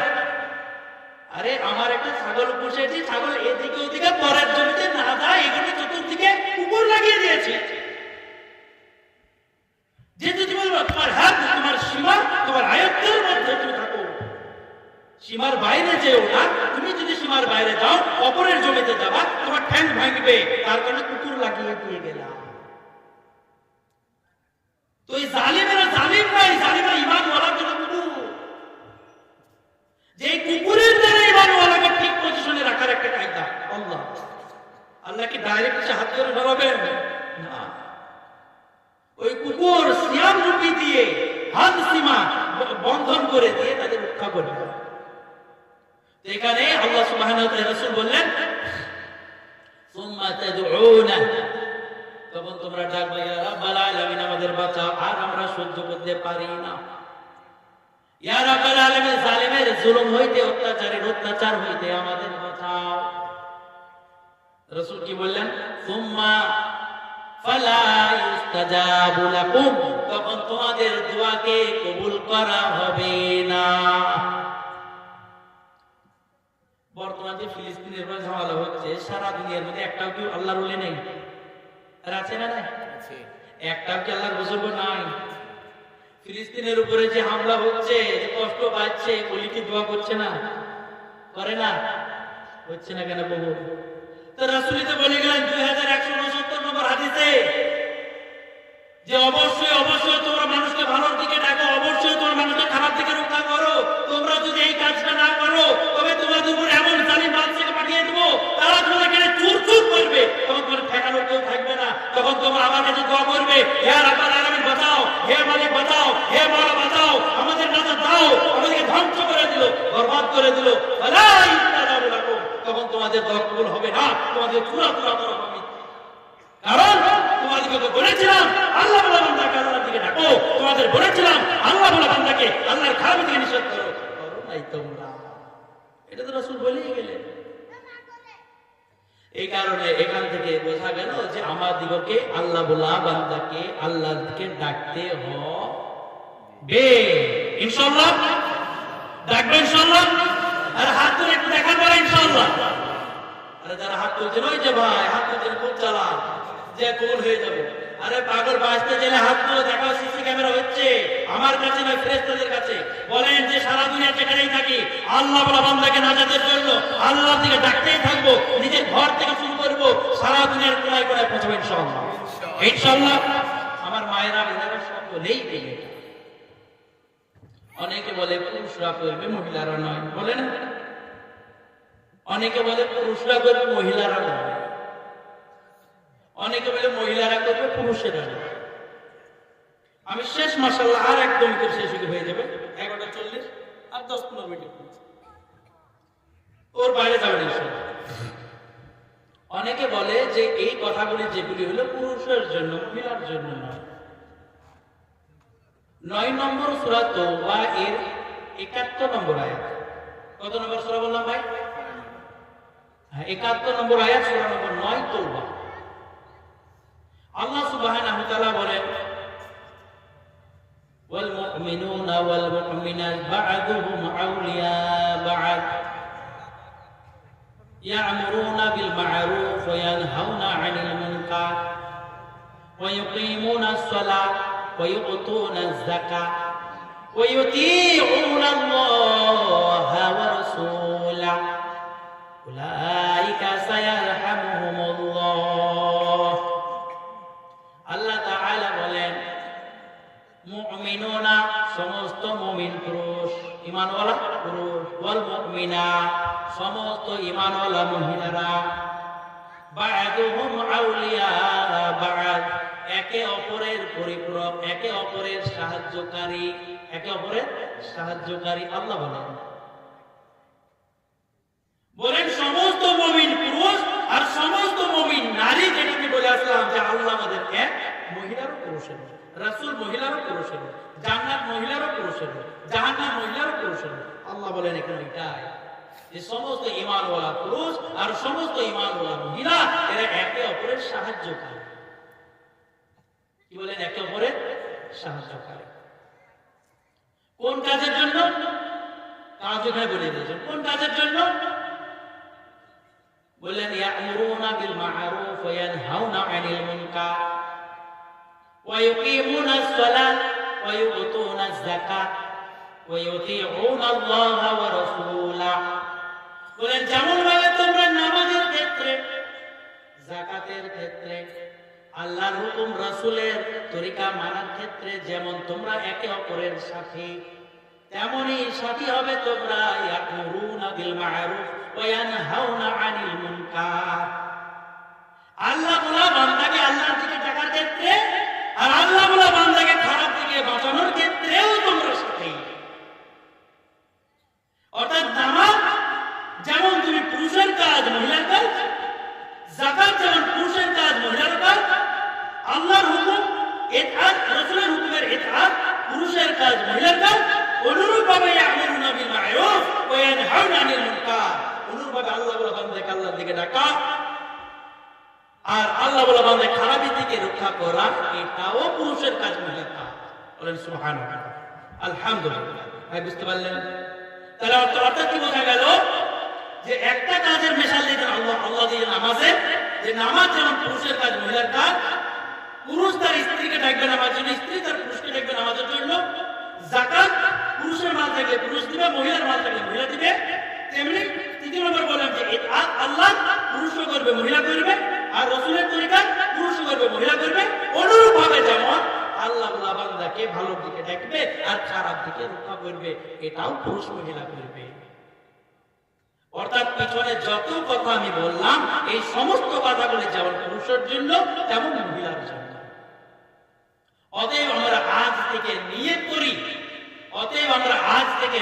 করি সারা দুনিয়ার যেখানেই থাকি, সর্বপ্রান্তে যেখানেই থাকি, সেখানেই আমরা আমাদের দুটি কাজ, এক নম্বর আল্লাহ বলা বান্দাকে আল্লাহর দিকে ডাকা, আর দ্বিতীয় নম্বর রাসূল সাল্লাল্লাহু আলাইহি ওয়াসাল্লাম, তৃতীয় নম্বর নিজে আল্লাহ সুবহানাহু ওয়া তাআলার গোলামি করা। এই দুটি কাজ করতে করতে মরবো, আর মরতে মরতে করবে ইনশাআল্লাহ। আরে ইনশাআল্লাহ বলি, ইনশাআল্লাহ সকলে হাত তোলেন ইনশাআল্লাহ। খোদার কসম করে বলি, সিসি ক্যামেরা মরণের পরে কবরে দেখানো হবে। ওই দিনকে আল্লাহ রাসূল বলবেন, ওই দিনকে যারা হাত তোলেনি লজ্জায় থাকবে। এখানে নিয়ত করুন, মুমিনকে জোর করে করানো যাবে না, ঈমানওয়ালাকে জোর করে করানো যাবে না। ঈমানওয়ালার আমি মাইন্ড ফ্রেশ করার জন্য কথা বলে বললাম যে আপনার যদি মাইন্ড ফ্রেশ হয়ে যায়, আপনার যদি জেহেনে ধরে নাই, আপনি যেমন একটি মেয়েকে কবুল বলার সঙ্গে সঙ্গে মরণ পর্যন্ত তার সমস্ত জিম্মেদারি আপনার কাঁধে আপনি তুলে নেন। আপনি একটা ছাগল কিনেছেন, না মরণ পর্যন্ত ছাগলের জিম্মেদারি আপনার কাঁধে তুলে নেন। আপনি একটি গরু কিনেছেন, গরু না মরা পর্যন্ত তার জিম্মেদারি আপনার কাঁধে তুলে নেন। অনুরূপ ভাবে আপনি যদি বুঝতে পারেন, যেমন আমার নামাজ হজ জাকাত একটা কাজ, তেমন আমার দাওয়াত তাবলীগ অর্থাৎ আল্লাহ বলা বান্দাকে আল্লাহর দিকে ডাকা, এটা আমার একটা কাজ। এটা যদি মাইন্ড ফ্রেশ হয়ে যায়, আমার বুঝে এসে যায়, তো আমাকে সাত জমিন একদিকে যদি দেয় আর একদিকে এটা দেয়, তারপরেও ছাড়বে না, ঠিক না? ডাকবেন ইনশাআল্লাহ। এই কারণে ভাইরা আমার, আপনাদের একটু আমি রিকোয়েস্ট করি, অনুরোধ করি, মরণের আগে আগে 4টে মাস আল্লাহর জন্য লাগবে ইনশাআল্লাহ। কে কে লাগবে ইনশাআল্লাহ? নাম লেখানোর কোনো দরকার নাই, আপনি দিলে দিলে তৈরি করুন, আল্লাহকে দেখিয়ে রাখুন। আল্লাহ যদি আপনার দিলের নিয়ত খালিস থাকে, আল্লাহ কবুল করবে। বলেন কে কে লাগবে ইনশাআল্লাহ? আরে 4 মাস কে কে লাগবে ইনশাআল্লাহ? আর যারা হাত তুলছে না, চাঁদা থেকে ওরাও লাগাবে না, যারা ছোট্ট করে দিচ্ছে নাও হতে পারে লাগবে ইনশাআল্লাহ। আচ্ছা, অনেকে বলে মৌলভী সাহেব 4 মাস, এ তো বিরাট লম্বা গো, মনে হচ্ছে না ভাই? বলে ভাই মনে হচ্ছে না? 20 বছরে 60 খানা 4 মাস, 3 কুড়ি 60, আর 60 বছরে 180 খানা 4 মাস, হচ্ছে না? 1 বছর 3টে 4 মাস, তাহলে 60 বছরে 180 খানা 4 মাস। এই 4 মাস 180 খানা আল্লাহ আল্লাহর দিনের জন্য দিল, না আপনার গরু ভেড়া ছাগলের জন্য দিয়েছে? আর বলেন না, বলেন না, একটু মন করে বলেন না, আল্লাহর জন্য দিয়েছে না? আল্লাহর জন্য দিয়েছে। এখন এই 160 খানা 4 মাসের মধ্যে থেকে আমি কয়টা আল্লাহকে দিয়েছি? তাকে দিয়েছি বিবিকে, ছেলেকে, মেয়েকে, আত্মীয় স্বজন, গরু ভেড়া হাঁস মুরগি। পেয়েছে কি? সে বাংলা বলে ঠেলা। কি পেয়েছে? কিছু পাইনি, তাই না? এখন আপনি স্ত্রীকে গিয়ে বলেন ওই কথা, আবার স্ত্রীকে গিয়ে বলেন, হাগো তোমাকে তো 160 খানা 4 মাস দিলাম, আমার জীবনটা বরবাদ করে দিলাম। তো স্ত্রী বলে, তো ফালতু কথা বলো না, তোমার মতো অপুজে পাল্লাই বলে আমার জামদাই পুজো লেগে, তুমি আমাকে কি দিয়েছো 160 খানা 4 মাস? একটা রসগোল্লা চাইলে এনে দিতে পারো না, 160 খানা 4 মাস কি করতে দিয়েছো? আপনি ছেলেকে বলেন, বাপ তোমাকে তোমার জন্য 160 খানা 4 মাস বরবাদ করে দিলাম, বলে তোমার মতো বেঈমানের কিনে না, তুমি তো নাফরমান, না আপনি বোকা আর বোকা। তুমি একটা কথা বলো, চুপচাপ থাকো। অনেকে তোমার কিলিয়ে আমি সুজাও করে দেন, কেউ দিচ্ছেন। মেয়েকে যদি বলেন, মা তোমার জন্য 160 খানা 4 মাস তোমাকেই দিলাম, তো মেয়ে কি বলে, তুমি বড় নাফরমান, কিচ্ছু দাওনি আমাকে, বরং তোমার মতো দুনিয়ার মধ্যে বেঈমান বাবার কেউ নেই, মরবার না আপনি করবেন, এমনও বললে মরবার আপনি করবেন। কারণ ভালো ভালো বোনকে দিয়েছো, ভাইকে দিয়েছো, আমাকে দাও। তাহলে বিবিকে বলতে গেলেন, সে বলছে দাও দাও নাই। মাকে বলতে গেলেন, সে বলে দাও নাই। বাপকে বলতে গেলে, দেখবেন বাপ মা এখন বর্তমানে চুরি করে দাঁড়ি করে যেখান থেকে হোক মাল যদি দিতে পারেন, বর্তমানে মশলা তাদের কাছে ভালো চাইলে।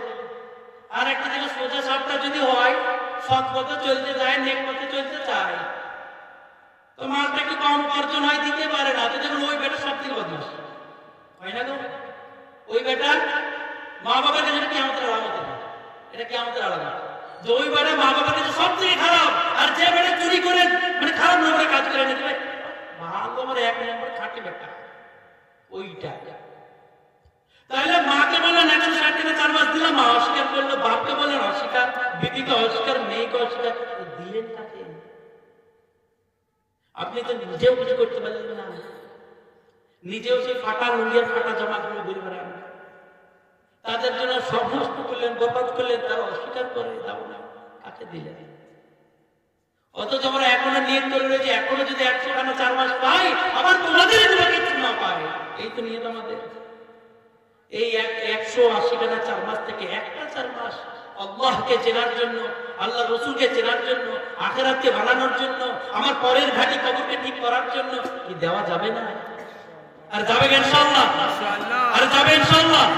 এই কারণে ভাইরা আমার, বোনেরা আমার, সকলকে আমি রিকোয়েস্ট করি, অনুরোধ করি, রাত অনেক হয়ে গেল, টাইম অনেক হয়ে গেল, অনুরোধ করি যে আপনারা নিয়ত করুন যে আমরা মরণের আগে আগে অবশ্যই নিজের আখিরাতকে বানানোর জন্য একটা করে 4 মাস লাগিয়ে মরবেন ইনশাআল্লাহ।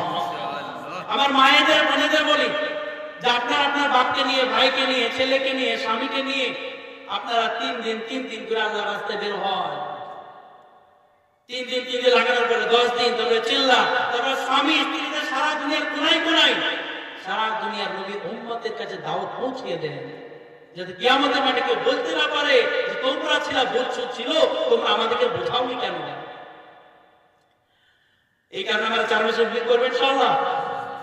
আর মসজিদের মধ্যে যে 5 কাজ হচ্ছে, মাশওয়ারা, তালিম, 2.5 ঘন্টা, হপ্তায় গাছ, মাসের 3 দিন, এটাকে ছোটখাটো কাজ ভেবেন না ভাই আমার। সারা দুনিয়াতে আল্লাহর হুকুম, রাসূলের তরিকাকে প্রসারের জন্য এটা হচ্ছে। এখানে এতে কম বেশি একটু আধটু যতটুকু পারবেন সাথ দেবেন ইনশাআল্লাহ। ইনশাআল্লাহ একটু টাইম একটু বের করেন, মাশওয়ারাতে একটু বসে যান, 5 মিনিট তালিমে একটু বসে যান, ওই কথাকে শুনে স্ত্রীকে শোনান, মাকে শোনান, ঠিক আছে? আর মায়েরাও বাড়ির মধ্যে 5 আমলের সাথে তালিম, কোরআনের মুজাকারা, কিতাবি তালিম, সহিহদের মুজাকারা, তাশকিল আর মাশওয়ারা, এই 5টা কাজের সাথে বাড়ির মধ্যে তালিম শুরু করেন। মায়েরা বোনেরা নিয়ত করেন ইনশাআল্লাহ যে বাড়ির মধ্যে পুরুষকে নিয়ে 5 আমলের সাথে তালিম করবে ইনশাআল্লাহ। ইনশাআল্লাহ আমাদের 2026 জানুয়ারি মাসে 2, 3, 4 সারা ওয়ার্ল্ডের বিশ্ব ইজতেমা আমাদের কলকাতা সংলগ্ন এলাকাতেই হবে। লোকেশনটা এখনো কনফার্ম হয় না, ডেটটা কনফার্ম হয়ে গেছে। তো আপনাদের সকলকে আমি রিকোয়েস্ট করি, সকলকে ইনভাইট করি, ওখানে আমরা জমা হই। আর ওর আগে যাদের 4 মাস লেগে যাবে আলহামদুলিল্লাহ, নয়তো আমরা ওর আগে 4 মাস লাগানো শুরু করি। ওই সেপ্টেম্বর মাস পর্যন্ত বেশি ম্যাক্সিমাম আমরা টাইমটাকে অ্যাভয়েড করে আমরা ওই টাইম থেকে 4 মাস লাগানো শুরু করি, যাতে আমাদের বিশ্ব ইজতেমা যেখানে হবে সেখানে টাইমটা আমাদের শেষ হয়ে যায়। করবেন ইনশাআল্লাহ নিয়ত ভাই? আরে নিয়ত করছেন ইনশাআল্লাহ? আপনি দিল থেকে নিয়ত করুন, খোদার কসম করে বলছেন আল্লাহ করবেন। দিল থেকে নিয়ত করতে হবে। আর যদি দিলের নিয়ত আর কমজোর হয়ে যায়, আপনি মাথা পটকিয়ে গেলেও কবুল হবে না। আজ থেকে নিয়ত করুন 5 ওয়াক্ত নামাজ, আজ থেকে সারা দুনিয়ার যে কোনো কোনায় থাকবো, নামাজ ছাড়বো। বলেন ইনশাআল্লাহ? হ্যাঁ, আপনারা মনে করেন তো শয়তানে ধোঁকা দেবেন। মাঠে আছেন, ঘাটে আছেন, গায়ে কাদা, গায়ে পানি, গায়ে নোংরা। আমি বলি খোদার কসম করে, গায়ে যদি আপনার নোংরা লেগে থাকে, মাঠের মধ্যে আছেন, পানিও নাই, কাপড়ও নাই, ওই অবস্থায় নাই, বুঝলেন? পানিও নাই, কাপড়ও নাই, গায়ে না পাকে বোঝা। আরে যার হুকুম সে তো জানে আমাদের পানিও নাই, কাপড়ও নাই, জানে না? আসল নামাজ উদ্দেশ্য নয়, এটা আমরা ভুল ভাবি। আসল হুকুম পালনটা আসল। যেমন আল্লাহ ইবলিসকে বলল তুই চেষ্টা করো, আদমকে ইবলিসকে বলল করবো না, ও মাটির, আমি আগুনের। তো ওখানে চেষ্টাটা আসল নয়, আসল হুকুমটা, আসল হুকুম মানাটা। তো ওখানে নামাজ আসল দেখতে চান না আল্লাহ কি নামাজের দরকার আছে? আল্লাহ দেখতে চান আমার বান্দা, তোমার গায়ে কাদা লেগে, তোমার গায়ে নাপাক লেগে, তোমার গায়ে নোংরা লেগে, আমি সবকিছু জানি, তোমার পানি এখন নাই, বা পানি হাত দিলে তুমি মারা যাবা, তোমার কাপড় চাপড় নাই, মরুভূমির ময়দানে তুমি পড়ে আছো, চতুর্দিকে ঠান্ডা খাওয়ার পানি নাই, গোসল করবা কি করে, গা ধোয়া কি করে, কাপড় চেঞ্জ করবা কি করে, ওই অবস্থায় তুমি আমার হুকুম পালন করছো কিনা এটা আমি দেখতে চাই। বুঝলেন না? এটা দেখতে চাই। এই কারণে আমরা মাঠে ঘাটে যেখানে থাকি, গায়ে কাদা, গায়ে কেরোসিন, গায়ে পানি, গায়ে তেল যাই লেগে থাকে, সেই অবস্থাতেই আমরা 5 ওয়াক্ত নামাজ পড়বো ইনশাআল্লাহ। ওর ফজিলত একটা বলি, ওর ফজিলতের মসজিদে নামাজ পড়বেন। আবু দাউদ শরীফের 560 নম্বর হাদিস। তিরমিজি 215 নম্বর 216 নম্বর হাদিস। তিরমিজি 215 নম্বর 216 নম্বর হাদিসে রয়েছে, মসজিদে যদি কেউ নামাজ পড়ে 25 গুণ 27 গুণ তাকে লিখে দেওয়া হয়। আল্লাহ রাসূল আবু দাউদের 560 নম্বর হাদিসে বলে, কেউ যদি মাঠের মধ্যে রয়েছে, তার গায়ে কাদা, তার গায়ে পানি, তার গায়ে নোংরা, সেই অবস্থায় যদি সে সেখানে নামাজ পড়ে তাকে 50 গুণ লিখে দেওয়া হয়। আর আসতে বলেন, আর আসতে বলেন, আরে বলেন সুবহানাল্লাহ। 50 গুণ নাকি রাসূল কেন বলেছেন? যে মানুষ লাভের লোহা বয়, বিনা লাভের তুলো বইতে চায় না। তো গায়ে যখন কাদা পানি নোংরা লেগে থাকবে তখন শয়তান এটাকে অবহেলা করাবে। এই কারণে যে 50 গুণ নেকির কথা বললি, সে নেকির লাভের আশায় নামাজটা পড়ে ফেলবে। এই কারণে আমরা নিয়ত করি আজ থেকে 5 ওয়াক্ত নামাজ সারা দুনিয়ার যে কোনো কোনায় থাকি সেখানেই ছাড়বো না, আজ থেকে পড়বেন ইনশাআল্লাহ। বলে ইনশাআল্লাহ। এটা জন্য হাতে গান ইনশাআল্লাহ, ইনশাআল্লাহ। আমার মায়েরা বোনেরা আল্লাহ দেখছেন, সকলে হাত জয় করেন। মায়ের বোনের জন্য আমাদের বড় গাফিলতি। এই কারণে আমরা নিয়ত করি আজ থেকে 5 ওয়াক্ত নামাজ পড়বো ইনশাআল্লাহ। আল্লাহ সুবহানাহু ওয়া তাআলা আমাদের বলা শোনা পূর্ণরূপে আমল করার তৌফিক দান করুন। ভাইরা আমার জন্য খাস করে একটু দোয়া করবেন। আমি জেনারেল স্টুডেন্ট, ছাত্র, আমার বাড়ি কাজীপাড়া বাড়ি, মাওলানা মুহিউদ্দিন ভাই, এই ভাইয়ের যে শ্বশুর মশাই হয়েছে, আমার চাচাতো ভাই সম্পর্ক হচ্ছে। তারপরে জাকলার এই দাউদ তাবলীগের মুবারক মেহনতের মধ্যে 2-4 মাস লাগে। তো 4 মাস লাগার পরে ইউপিতে লাগছিল, লাগার পরে মনে হইল ইলম হইল একটা রোশনি, আলো। আর আমি রোশনি লাইট যদি না থাকে রাতের অন্ধকারে নিজে চলা তো অসম্ভব, আমার পিছনে যারা চলবে তারাও করবে। তো এই কারণে ইলম শিখার নিয়তে ওইখানে পড়াশোনা শুরু হইলো। যাক আল্লাহ মাওলানা ফারাগত করালে দেবন থেকে ওখানেই ফারিগ হয়েছি। তারপরে ইনশাআল্লাহ আল্লাহ জামাতের রাস্তায় 1 বছর কন্টিনিউ লাগার তৌফিক দান করেছেন। এর প্রথম সাল লেগেছে, দ্বিতীয় রোজার পরে অর্থাৎ ঈদের মোটামুটি 25 দিন পরে আবার আমি দ্বিতীয় সালের জন্য আরব এলাকায় যাচ্ছি। খাস করে দোয়া করেন যে আল্লাহ সুবহানাহু ওয়া তাআলা তার রেজামতে সন্তুষ্টির জন্য সারা দুনিয়াতে দিন প্রচার প্রসারের জন্য আমাকে কবুল করেন, তার সাথে আপনাদিগকে কবুল করেন, করবেন ইনশাআল্লাহ। আল্লাহ সুবহানাহু ওয়া তাআলা বলা শোনা পূর্ণরূপে আমল করার তৌফিক দান করুন। আলহামদুলিল্লাহি রাব্বিল আলামিন والصلاة والسلام على سيد المرسلين والنبيين والصديقين والشهداء والصالحين. ربنا ظلمنا أنفسنا وإن لم تغفر لنا وترحمنا لنكونن من الخاسرين. ربنا آتنا في الدنيا حسنة وفي الآخرة حسنة وقنا عذاب النار. فانصرنا على القوم الكافرين. فانصرنا على القوم المشركين. فانصرنا على القوم الظالمين. يا ستر العيوب يا غفور الذنوب يا ذا الجلال والإكرام يا عرش الكريم يا عرش المجيد يا منان يا منان. আমরা গুনাহগার খাতাকার ইয়াকার শিয়াকার নাফরমানদার, ইচ্ছাকৃত অনিচ্ছাকৃত দিনের আলোতে রাতের অন্ধকারে সর্বদা সর্বমুহূর্তে মাবুদ গো, আমরা তোমার নাফরমানি করে করে অবল্লাহকে ভরে ফেলেছি। মাবুদ গো, হাজারো দরবার ঠোকর খেয়ে ফকিরের বেশে তোমার দরবারে ভিক্ষার জলি হাত পেতেছি। মাবুদ, তুমি আমাদের পিছনের সমস্ত গুনাহ খাতাগুলিকে মাফ করিয়া দাও। ইয়া রাব্বাল আলামিন, তুমি বলিয়াছো 25 নম্বর সূরা ফুরকান এর 70 নম্বর আয়াতে, ইল্লা মান তাবা ওয়া আমানা ওয়া আমিলা আমালান সালিহান ফাউলাইকা ইউবাদদিলুল্লাহু সাইয়্যাতিহিম হাসানাত। ইয়া আল্লাহ, তুমি বলিয়াছো যারা খাঁটি দিলে তওবা করিবে এবং যারা পূর্ব ঈমান আনয়ন